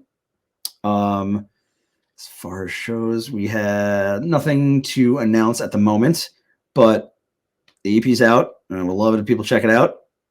It's a pretty solid fucking release. And we're just going to keep working. We've recorded a full length. We'll be out sometime this year. And we're just going to keep plugging away. You know, I feel like we're writing the best music we've ever written in a good place. And hopefully we could just keep capitalizing on it, you know? You guys to break up and then start Extinction BC in addition to Extinction AD and just have two separate versions of the band going around? Man, come on. Come on, that's good. That's a good joke. And I mean, if anybody finds themselves on Long Island, just go to one of the 8 billion catering halls. Chances are I might be playing there. I'll have a drink with you. It'll be fun. Speaking of a drink, you and your wife got to come crash when I'm working. It'll be sick. Yeah, that would be real fun just to crash someone else. Yeah, dude. No one's gonna know, man. That's the best thing about the wedding culture out here. It's over the top. No one's gonna know if 2 random people walk in. Don't worry about it. You're with me. I was gonna say, I think the funny thing is our very brief time on Long Island. When we came to see Frank and The World We Knew do the reunion show. I saw him at the Glassjaw show. I haven't seen him in years. Yeah, did you see a tattoo his head the next day? I saw it on Instagram. Yes, I did. Yeah, he was like, "Oh, I'm getting a tattoo in my head." I was like, "Fuck that," because it's funny when I did my palm. He sent me a 1 to 10. How bad did it suck? I go, not bad enough that I'm not going back up to touch it again. So, yeah. And I still got to touch it up again. So I haven't gotten anything done in so long. I wouldn't be able to sit for more than 2 hours for anything. So I don't even know. It's too much. That's what I keep saying to myself. I'm like, I always apologize. Like when I got my side, and we spent about 5.5 hours on it, and I was like, I'm sorry, I was such a bitch for most of it. He's like, you got it done. You sat through it, and I was like, yeah, I don't know. I was like struggling at the end. He's like, I mean, it sucks, and you're at a convention on a shitty table. Like, yeah, it's not great. He's like, most people probably wouldn't be able to do that. It's never fun. I don't care what anybody says. Like, it's never fun. It's cool. No. You got a cool piece of art on you, but it doesn't feel good. Anybody that says that is full of shit. Yeah. Unfortunately, all the easy spots are gone now, so all I have are just literally the worst spots to do. I'll Ribs? still do them. Ribs? I got both of my ribs done. Yep, got both sides done. Now No. I just did the other side like a couple months ago. Most of my torso and chest and all that's done. I have some on my like hips. Most of my legs are done. I got something on my back, but I want to do a full back piece cover up, just to make it a solid, cohesive piece. Tentatively, as of now, I'm still supposed to do my throat for my 40th. So that. Oh God! Gotta hide that double chin somewhere. Oh, stop! You look fantastic, sir. Well, that's because I have the angles where I'm only like looking stocky and beefy from here. I gotta get in shape though to run this K in a couple months. When's that? I believe it's May something. I believe. Nice. I mean, the thing is like I can run the 5K currently. Like I'm not like, oh my God, I can't run 3 miles. I can run the 3.1 miles. It's like, that's not an issue. I'm laying down the challenge of trying to finish it like in about 26 to 28 minutes. Something like that should be. That's a good goal. Decent. That's a really good goal. Yeah. Yeah. I think it's doable. I mean, it's funny because like Lurk from Lamb Goat has been running and he's going to do an ultra marathon, I guess. And so he's been like, oh, you need to do this. And I'm like, and it's been kind of funny but it's like, I know like it's not been a part of my life as an adult, but it's like, I used to run track. It's like, It's fun. It's like, it's been really interesting. Like I haven't really ran in a long time for like to just run for something. Yeah. And it's been interesting to kind of like remember like the things I did to get into like running shape. So it's like right now it's like on the treadmill because like we just got dumped on like with almost 2.5 feet of snow or more in the last like 3 or 4 days. So it's like I can't really run outside. Like wearing the boots that I would need to not eat shit. It's not conducive for running. No, and the that wouldn't be fun anyway. Just aren't plowed. No, I mean I used to run in this weather, and it's nice because it helps you get your lung endurance real quick. Because like it's real hard to run in this shit. I love running in the cold, but not 2 feet of snow. Yeah, that's the part that sucks. I'm not trying to be like Rocky IV currently, but it's a thing where like running on the treadmill. It's like I've been doing a thing where like my thing was just I want to get the distance and technically the length of time. So there will be times like we're on like about a mile and a quarter straight, and then kind of gassing, but instead of just completely like walking, I'll throw the fucking treadmill on the full incline and do it about like 3.5 miles, 4 miles on the full incline. So at least then it's like you're getting put through the paces on this. Like it's not going to be, I'm not just going to sit there and just like lightly jog or like walk, like power walk. It's like you're going to put in some fucking work if you're not running. And then it's like when I'm usually done, like I'll kind of do this thing where it's like 10 minutes of doing that, like 10 minutes of just running, 5 to 10 minutes of the full incline, back into another 5 to 10 minutes or a mile. And then collectively between usually like my run is about 35, 40 minutes between the whole workout will be, I'll hit like the 3 miles, 30, 35 minutes or so. It's not great timing, but at least it's like, it's focused and there's kind of an intent to what I'm doing. It's like I said, it's like wrestling taught me that where it's like, there's no wasted movement. Whatever you're doing, you're doing it with purpose. And so like, I'm just kind of going back to a lot of like all the sports I played. Like there was times like I was telling Bridget, I was like, I really wanted to give up at one point or just cheat it. And just like, I could like turn it down to like a fucking brisk walk at a very easy pace and just do that. Cause like I got gassed out and blew up. But part of me was like, and it's like there will be times like where I'm running and I'm like, this is a little bit faster than I think I should be running. And then like, I'll just kind of like hyper focus on something in my head. And then all of a sudden it's like I'll be like, cause I'll have set out, it's like, okay, I want to make it to 10 minutes or I want to make it to 1.25 miles or whatever, or straight mile without stopping, no, nothing. And there'll be times where I'm at like just under 3/4 of a mile. I'm like, dude, I just want to give up. I don't think I can do it. And then there's just something in my head where I just like, I'll find the rhythm of the pace or I'll get into a good groove. And then all of a sudden it's like, then I'll do the thing in my head where I'm like, okay, it's at 75. I just need like 15 more, 15. 14, 13, and I'll just start counting it down. And then when I get there, I'll start slowing it down or inclining or doing whatever. But it's like I'll do that, and it's just like it's funny to like all the tricks and the mental games that I used to play, like running and playing sports, just come flooding back where you're just like, oh, I'm fucking in it again, man. Like I fucking did it. I didn't quit. I kept moving. It may not have been exactly what I wanted it to be, but I also have to remember that like I can't just go from 0 to 100 right away either. So like there's going to be progress and downfalls and shit. The thing that's hard about like getting into it now or like focusing stuff on now is that it's not getting easier because we're old. And I have a hard time accepting that because I'm trying to do shit that I have no business doing at the moment. You know what I mean? Like you're doing the 5K. I'll text you Saturday night because I'm doing my first competition. It's like a partner competition. I'm doing CrossFit competition. Oh, okay. I'm doing it with one of my homegirls at the gym, and it's just like, yeah, it's gonna be fun. But going back to what we said, I'm not doing anything half-assed just for fun. Like, but the problem is just like you go out balls to the wall, you're gonna blow out, you're gonna gas out within 5 minutes, and you're shot. You can't do anything. So like, there's a reason why I was at PT getting like a ridiculous massage, getting put through the ringer, screaming at the top of my lungs because quad is nothing but 7-8 knots right now. Can't have that going into this competition. It's just like, and when I talk to her, she's like, yeah, we can work it out, but you're going to be 40 soon. So like this shit's only going to keep happening. So as long as, again, another full circle, as long as you keep doing it, that's more than 98% of the world. You know what I mean? Like you're more active and more healthier than 98% of the planet.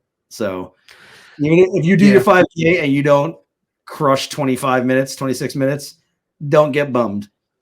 No, 100%. I'm not going to. Yeah. But like it's funny, like the last because like for a while I was trying to lose weight because like obviously I'm not in a great shape. I am a shape, not in great shape. And it was a thing where like I was talking to Brandon Chipetti because I was going to go out to see Bleeding Through because I haven't seen him ever because just how it works out. Mm-hmm. And I was like, yeah, I hope to be at this weight. At the time, I had just gotten from like at the heaviest at like 223-ish down to like 195. And it was just a lot. Like it wasn't working out. It was just not. It was basically intermittent fasting. And then like when I ate, it was like eating more focused with what I was eating instead of being like pizza or whatever. Yeah, but the thing is I was like, oh shit, I was able to drop like, fucking almost 30 pounds without really doing anything drastic, in my opinion. And it was like a thing where I was like, oh fuck, this seems pretty like sustainable. Like, so like, and that was the thing that was like, now that I've gained all of it back and very recently, I was just like, I lost it pretty easily and it didn't really require me to do a whole lot. I think if I actually put some effort into it and be focused and diligent, it shouldn't really be that hard. Plus, again, going back to wrestling, I mean, I was 120 barely. I think it was more like 118, but they always wanted 12. Mm-hmm. And so I was constantly every week having to lose like 6 pounds a week, which when you're that tiny, it's so fucking hard. Difficult, yeah.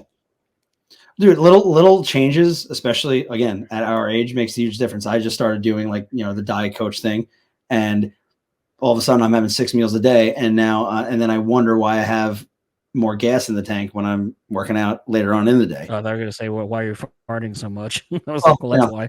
I was with that, more greens, But one of the coaches said to me, "It's just like, yeah, man, think about it this way. You ever try to drive down to Florida?" I'm like, as a matter of fact, fucking yes, often. And he's like, "Did you ever get to Virginia on E and then just decide to keep going?" And that went in my brain and fucking exploded. I was like, whoa. I'm like, that makes total sense. I'm like, absolutely. That makes total sense. So now I'm at like 6 meals a day, pretty like solid portions, like, I think 6 ounces of protein and then a vegetable or a carb. And I'm going through work more productive. I feel better when I actually walk into the gym. I start the day off with like a walk and like a shot of like cider vinegar and a bunch of other bullshit. And it's like, oh, this makes way more sense. I'm like, it breaks the day up every 2 hours because that's when I eat, and then I'm more productive within those 2 hours. It's just like, if little changes make such a difference for us, because if you get caught in the fucking monotonous routine, that's when we start letting ourselves go. And it's a lot harder to get back as older dudes. Yeah. Yeah, I constantly, as I do certain things, I'm like, oh, really glad I fell on my wrists and my knees and my ankles a bunch skateboarding. That was awesome. Got out of my car too quick. God damn it. Ugh. Yeah. Or has this happened to you yet? Oh, I sneezed and threw out my back. All of us, dude, we talk about that shit all the time. It's ridiculous. Or even laughing.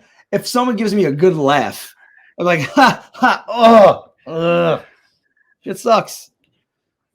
Yeah. Sucks. Yeah. Getting old, but I am going to go eat now because I'm going to pass out. So. Yeah, you're good. Thanks for chatting finally. I know we've been talking about doing this for a while. And yeah, this was good. Looking forward to hopefully getting to see you in person. I'm going to send you a text right now. Because you're playing. So that was my conversation with Mike Sciulara, again, of Extinction AD. This is hell. I bet you didn't think we were going to talk about cuck chairs in hotels. Oh, shit. God damn, that still just makes me laugh. And it's funny because, like, when you see some of these memes about some of the things, actually, I would even almost take it a step further. Sometimes, and I guess really where this stems from me, I can't speak to anybody else's social media algorithms or whatever, but it's been really weird, at least on Twitter, where, you know, there's like the For You and then, or whatever, and like your followers that you're following, and then the For You section. And like, I don't know what the fuck happened, but in the last like 3-4 months, my For You has just been wild. Like, I think everyone, and listening to Doc Coyle's podcast, I know he's talked about like the weird, like all the clip videos of like fights happening and shit. And like, I definitely am getting those as well. But I think the other one that gets really interesting, and I don't know how the algorithm of Twitter thought that this is what I'd be into, but it's like just a bunch of like really fucking out there conspiracy shit, and a lot of it being very religious, or I should say, some of it's religious. A lot of it more though is political, and it's just been really interesting to see some of the things people think.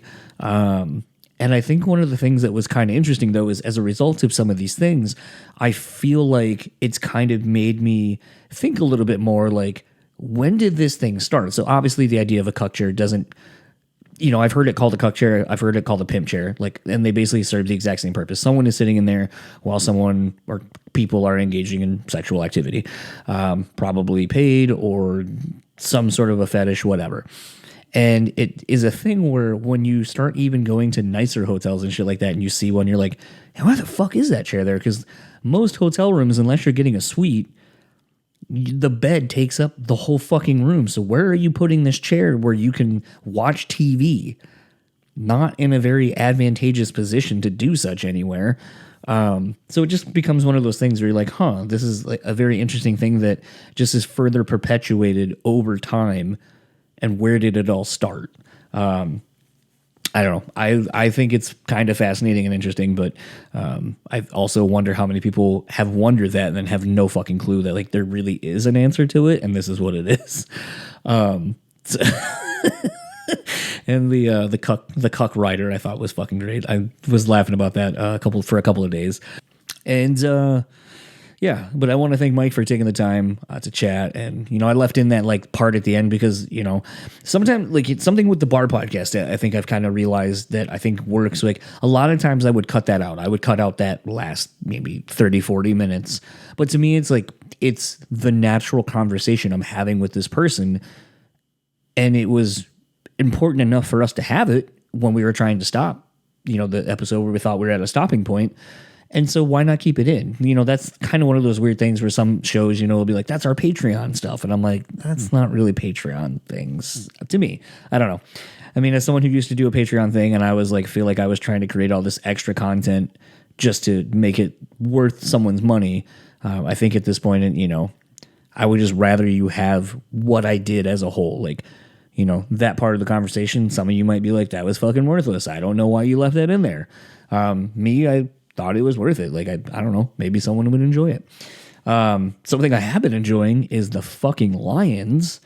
Still in the playoffs, baby. As I'm recording this, this will go out later today. Like, as soon as I'm done with this goes out. It's been wild to watch that team. I've been living in Michigan most of my life at this point. Even in the almost 40 years I've been alive, the Lions, the last time they were remotely doing this well, I was still living in Delaware. And Barry Sanders was kind of hot on the scene for a couple years at that point. And they haven't done shit since. It's been crazy. It has been crazy to see what it's been doing to this city over the course of the whole football season. My wife and I were lucky enough to go catch the last game of the home season, of the regular season at home against the Vikings. That felt like a playoff game, but obviously being at the games over the last 2 weeks has been fucking incredible. I'm very excited to see how much further this team can take it.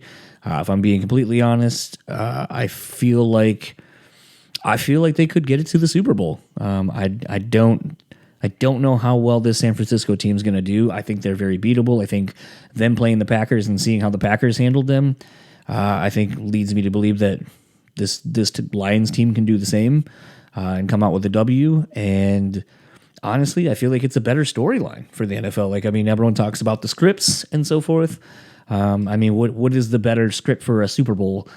The Lions making it to their first Super Bowl ever since the Super Bowl has been a thing, and playing the Chiefs, who they defeated as the reigning Super Bowl champions, week 1 of the NFL season that kind of set the tone for the season for the Lions, and possibly the Chiefs being able to get redemption, all this other stuff, or Lions versus the Ravens, where it's, you know, the team that basically beat the brakes off of the Lions mid-season and kind of help get them back on pace with where they are. Like, you know, either way, there's better storylines, in my opinion, than San Francisco versus any of those teams. And I feel like San Francisco hasn't been looking too great lately, in spite of having the number 1 seed. But all that said, sports talk got out of the way, but very much looking forward to the Lions playoff game this weekend. And also looking forward to going to see Thursday and Many Eyes in Detroit with my wife, going to a Pistons game. That team is fucking awful, but it'll be cool just to go. We've never been to the new arena that they have downtown. So it's always cool to go see things like that. And then going to see a band called Archers, which is a band my wife really is into. And so we're going to go see them. And it'll just be a nice little getaway, going to some shows. I think this will actually be my first show of the year, ? Trying to think. I don't think I've gone to a show so far this year. Maybe I have. Maybe I'm just blanking. All I know is that I'm going to a ton of shows coming up, and I'll keep you updated with those. Maybe we'll get some more interviews going for some of those. And to start wrapping up this episode, if you would like to keep up with This Is Hell, you can find them on Facebook and Instagram at This Is Hell NY, Twitter at This Is Hell, Extinction AD you can find on Facebook, Instagram, and Twitter at Extinction AD. If you'd like to keep up with Mike, you can find him on Instagram at Charming Scuzz. It's a fun follow. You get to see some of the different stuff he does. He just did like a CrossFit game thing, competition this past weekend. Looks like him and his partner did very well. So congrats to them, but also get to see a lot of the wedding gigs he does, which honestly, not just, you know, blowing smoke up Mike's ass, makes it look like the coolest fucking party, whatever he gets invited for or to perform at, bringing sort of like a live band element into a normal standard DJ type affair for like weddings and events and so forth. And honestly, it looks like a fucking blast. I would love to go see him perform in this kind of a setting, because I just think it's something entirely unique. And honestly, like Daryl said, like he mentioned, talking to Daryl from Glassjaw, you know, you're making a living doing music. So what does it matter what it looks like? I think that was a very strong and poignant message that Daryl kind of laid on Mike there for a little bit. And if you like keep up with the podcast, simple enough, you can find us at Brew Speak Pod on all the social media platforms. If you would like to support our sponsor, Rockabilia, go over to rockabilia.com, use our code BRUTALLY at checkout, take 10% off your total purchase order, and really want to thank them for continuing to support us into the new year. I'm very much looking forward to a lot of collabs that I know that they have in the works that you will be seeing soon. And hopefully getting to go to the warehouse this year at some point and go hang out with Frankie a couple more times this year if it permits. All that said, I'm going to end this episode. Thank you so much for checking it out. Rate, review, subscribe, do all those things. You know why they matter. If you'd like to email me for whatever reason, you can email us at brutallyspeaking@gmail.com. And for the Brutally Speaking podcast, I am John. I'll talk to you all next week where I have a chat with Sean from Childbite. That was a lot of fun. I'll talk to you all then.